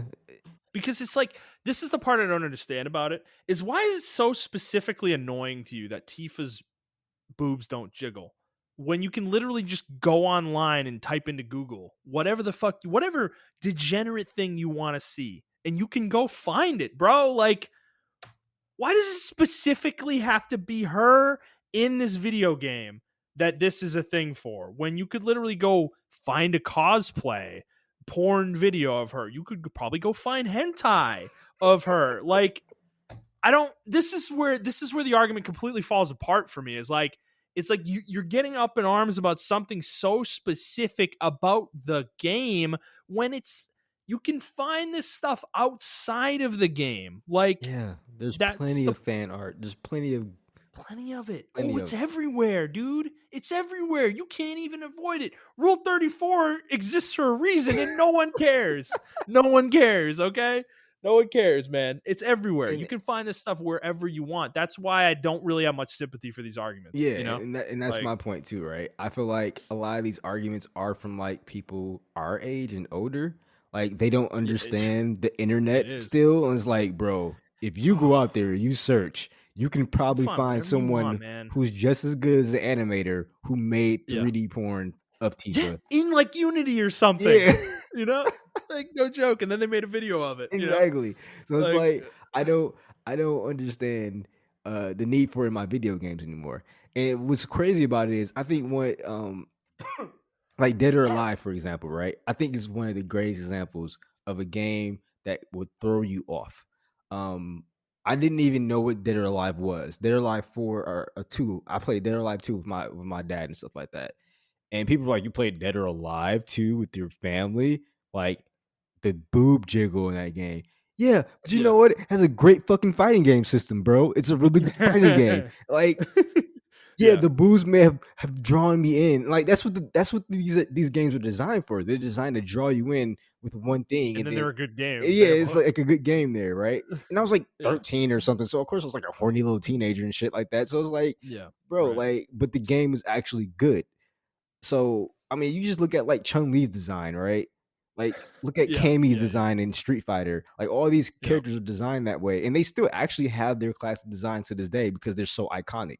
And I don't even look at them like that anymore because they are iconic in their designs. Right. Uh, even like in Mortal Kombat and stuff like that, to this day, like a lot of the characters are designed that way. But it's because of more of an iconic thing. When they bring out a new female character, they're not designed that way anymore, if that makes any sense. Because Yeah. we have updated our need. I think society has grown past the need for that type of stuff. Uh, Yeah. and I think Mass Effect and Dragon Age are no exception to this rule. Final Fantasy being one of them too. There's no exception. I think even over there in Eastern culture, they're slowly getting past the need for giant anime boob girls to sell Yeah. products. You know what I'm Yeah. saying? Yeah. Um, There's still a lot of it though. it's still out of it, yeah. And Over that's there. There's and still a that's lot of it. and you know what? That's their culture over there, and I'm not gonna judge it. Whatever, because I'm not in that culture. I don't know what the fuck goes on. I'm just a What's observer. appropriate, what's not. Right. Exactly. Yeah. Um, but that doesn't mean yeah we should censor all games. If there's a game specifically designed for that, that's the main selling point of the game, and it makes sense in the game, then I'm all for it. I still Yeah. think, in my opinion, that blowing the skirt off near automata thing is crazy. But that's like an Easter egg. Like you have to purposely do that, and you lose all Mhm. your health when you do that shit. So it's like, Yeah. yeah, you can see 2B run around in her fucking panties, but like, yeah, it's like appealing for like maybe like uh, 10 yeah. minutes, and you're Yeah. like, okay, it was cool, but I'm just want to play the Well, game that's now. actually an interesting game to bring up. So 2B's outfit actually is it has like the she's wearing a skirt and a dress or whatever. But the chest section is open, but it has like kind of a I don't know what to call it, like A netting a type mesh deal. over it or whatever, Yeah. or yeah, something like that. Some kind of pattern over it, but you can clearly see her breasts, and she's like an android that has no emotions, right? Do you feel like that kind of thing is overdone, or is What's it that is it game not? rated though? That's a good question. I mean, I don't. Hold on. It is ESRB. What is it? M for mature. Okay. I think it's acceptable. Okay, Now, fair enough. the game that I don't think is acceptable, Yeah. fucking Xenoblade Chronicles 2. Because what the actual fuck is Pyra? Ooh. Okay. Yeah, that's a good call. Xenoblade Chronicles 2, I am not gonna defend it. Pyra's bust is something, man. It doesn't make any sense. It's absurd. Yeah, no, it's absurd. And I like her as a No, character. she's a good character, yeah. I like her as a character, but yeah, her proportions are just, they're gratuitous. There's just no other way to say that. They're Yeah, definitely and gratuitous. if someone decided to censor that, right? I would not be mad because that game's rated T for teen is like 13-year-olds. And Yeah. I guess I understand it from that perspective too, from a business aspect, because it is T for teen. And when you're like 13, you're just horny. So whatever you see, Yeah. boobs, you just go You see for it, right? big old boobies. Yep. Exactly. You're into it. Um but then you but then it becomes how much do you go for the horniness? When does the censorship need to step in and be like, "Hey, we don't want you Right. to become Fire Emblem." Well, right, for like Pyra as an example, I mean, as much as she has big proportions, she's fully covered. There's no, as far as I remember, there's no like skin really being shown, right? Am I misremembering that? think her legs are being shown a lot, but that's Yeah, her legs are, I think, but yeah, I think she has like some kind of thong situation going on. I don't think her yeah, boobs are hold being on. shown though. I'm getting a picture of her. Make sure you Oh get my the right gosh. picture. Safety filter on, right? Oh my god, dude. Yeah, you're not kidding. Okay, yeah. So I was right. So yeah, Pyra fully covered in the chest area. She does have a thong situation going on, which is a little much. However, her other form does have the booby window Yeah, yeah. on the chest, so it's like it's the same proportions basically. So I mean, this is what I'm talking about, though. It's like it's just unnecessary, you know. It's like this character is a like honestly, not even a human, literally is like a supposedly emotionless. Why would she wear an outfit like that? You know, like that's kind of the point is when you start breaking it down, it doesn't really make sense, you know? And I'm not saying, I think, I don't want anybody to like come into this and hear this and think that we're like against sexual content in games. I am not against sexual content in games. We just I'm defended, Bayonetta. Like that's one right. example of a I'm character for that's it when it's appropriate yeah. and it makes sense, you know? Yeah, Bayonetta is one of those characters where the game is designed around her sexuality, and you can tell Mhm. she owns that sexuality. I don't want to sound like a fucking feminist, but like you can tell she's No, but it's a good example though. yeah, It is. yeah. It She really owns is. it. It's there for the game. It's a narrative. It's her personality. You know what I'm saying? It just fits right. Like I wouldn't Yeah. see if she was fully covered, or she actually is fully covered in the games. But it's like Mhm. when she does her little moves, her hair, her outfit becomes like her hair, and it like kind of covers her butt and everything like that. But it's like Yeah. it's just who she is, right? And it's like, oh, that kind of makes sense because you know the character is. The character's kind of a sexy, flirtatious person who can kick ass or whatever. So it's like Right. cool. But like Pyre, like you said, she's like none of these things. She's a fucking weapon, and it's like Right. when you see the other blades, unless they're like special blades, like they're just like, you know, covered up regularly. Like they're like, oh, okay. Like it doesn't Right. make any sense for the narrative. I think She's specifically designed to stick out e- compared to everyone else, exactly. you And know? Because there's another female character in your party in that game who is she's wearing like a jumpsuit. Like, like and her it's just there's proportions are no like not fucking crazy. Like she's just like a she's also as young as Rex is, okay, so that it's makes sense. not Yeah. that weird.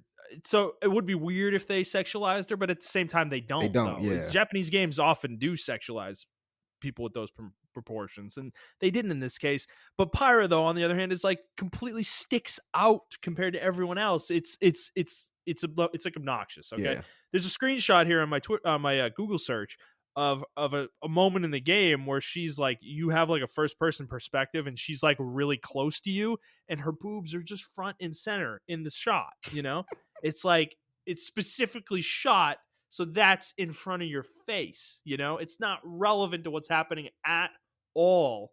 And that's kind of where the line gets drawn for me is that to me is like inappropriate, Yeah, I I mean, it don't kind of takes you out the game sometime. it Like, does, yeah. I think Fire Emblem is one of those great examples. Like, some certain parts of the game. Well, not Three Houses, because actually, Three Houses did a really phenomenal job at like making female characters Yeah. not look slutty when they Well, fight. they also had their own backstories and good personalities and character Exactly. growth. Like they were well fleshed out characters. But then you take that and you go to a game like Fire Emblem Fates, and you have Camilla, who is just like she's literally just sex on a fucking wyvern. Like that's the Sex character, on a man. fucking fire.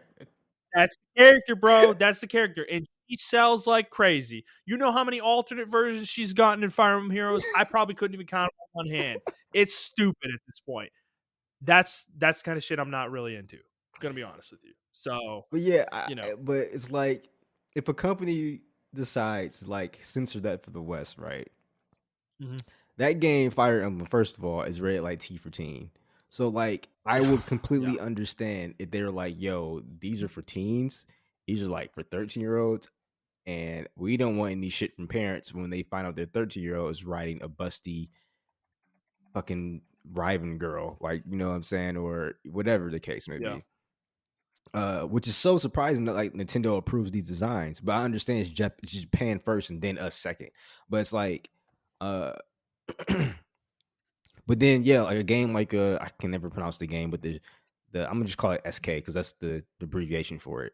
When those games come to the West and PlayStation decides to censor them, I'm against that because it's like those games are designed for that. They have on the box rated M for mature. These are for older people. They know what they're getting Yeah. themselves into. Right. Let them do it. Like whatever the case, Yeah. you can't. Yeah, like you can't just say like, well, you know, we have 13-year-olds on our platform. Okay, a 13-year-old can't buy the game. Parental settings are enforced on the PlayStation.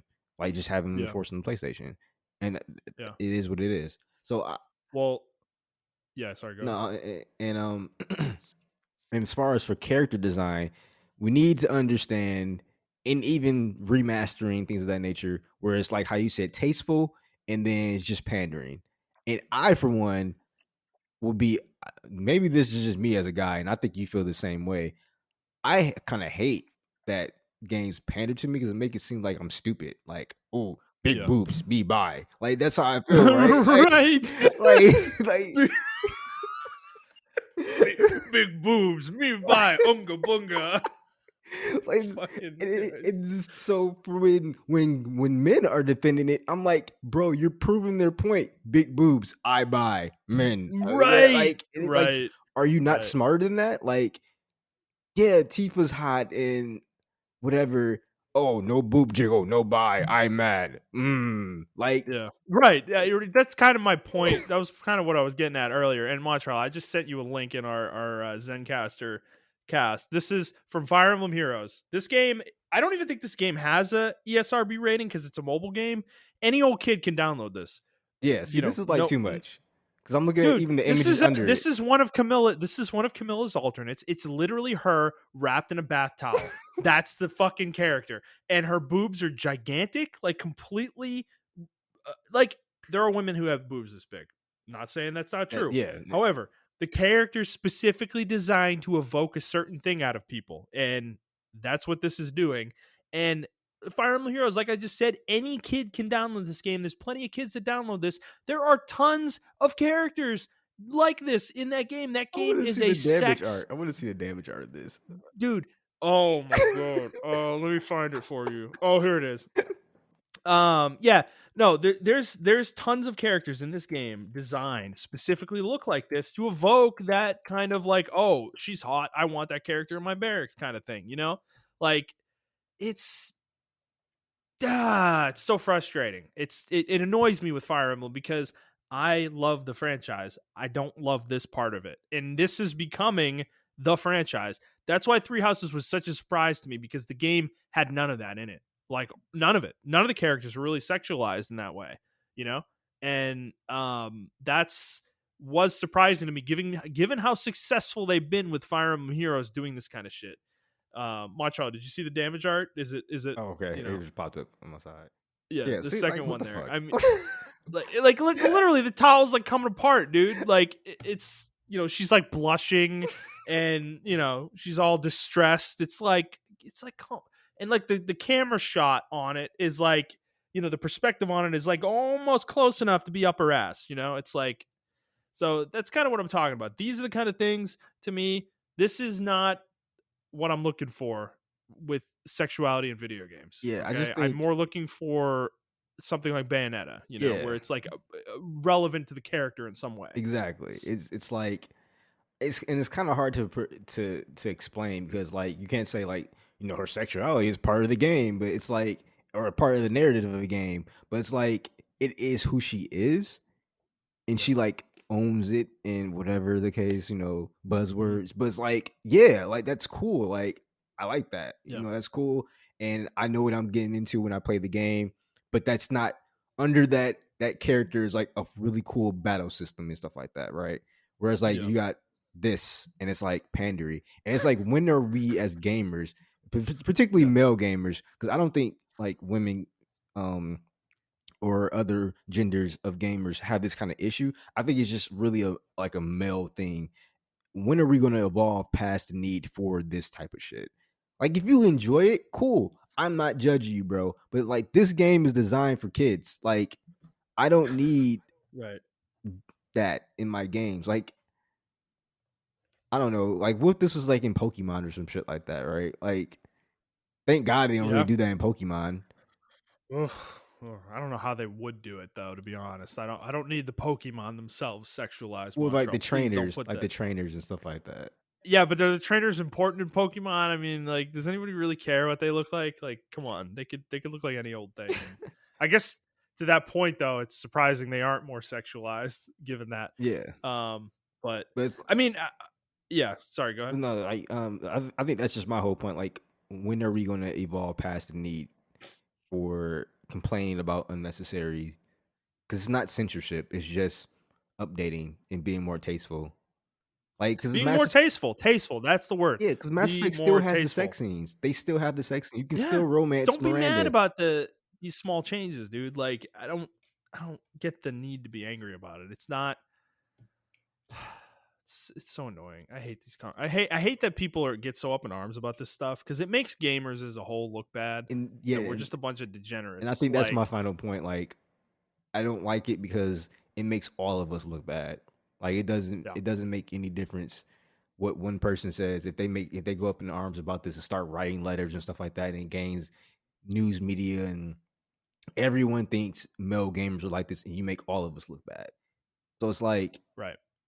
when are we going to progress past the need for that type of stuff in certain games? Whereas in other games, like I'm said, I'm all for it. If the game's designed for that, is the characters designed for that, the whole point of the game is the big boobs and the jiggly effects and all that stuff like that.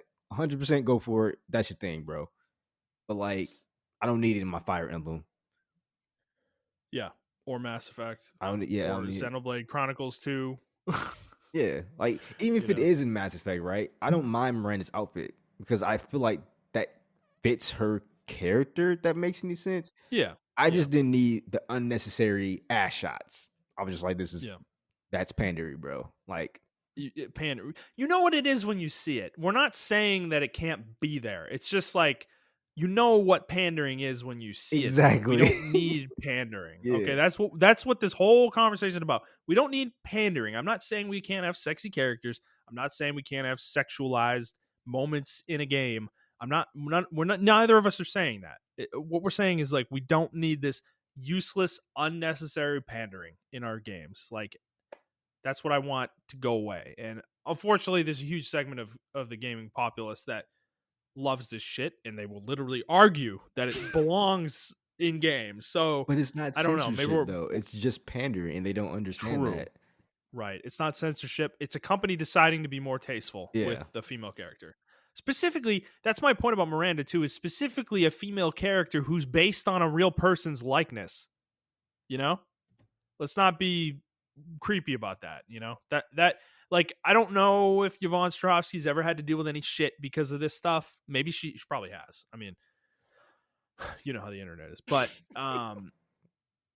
like the fact that she might have to deal with more of it though because of the way it was handled in this game, probably without her like consent. To be honest with you, um, that's not cool to me. So I don't know. Yeah, yeah, I mean, it's a good conversation, Montreal. it was. I I wanted to appreciate you get bringing that the out. topic Yeah. forward too. Because yeah, I was seeing this too, and actually, I did talk to talk to one of our friends, and he seemed a little annoyed about the whole situation too. And I was like, I had to just say like, no, this is stupid. Why are we getting mad about this? It's the dumbest thing to get mad about. Let's get mad about something. Let's put our energy towards something actually worth getting angry about. Yeah. Like microtransactions or something, or a company being greedy or something like that. Like not this. So, do you have anything else you want to add before we go? Nope, that's it. All right, guys. So that's going to be it for us. If you like this episode, please like the episode, review the show, and subscribe to the show on whatever feed you are listening to it on. And please share it with your friends. If you'd like to interact with either of us on Twitter, you can do so at iTrap for the Hokage for Montreal. That is the number 4, not the word. I'm at ThunderNut01 in the show. is at the Player's Take. If you'd like to send us a question, you can do so on Twitter, or you can send us an email to theplayerstake01@gmail.com.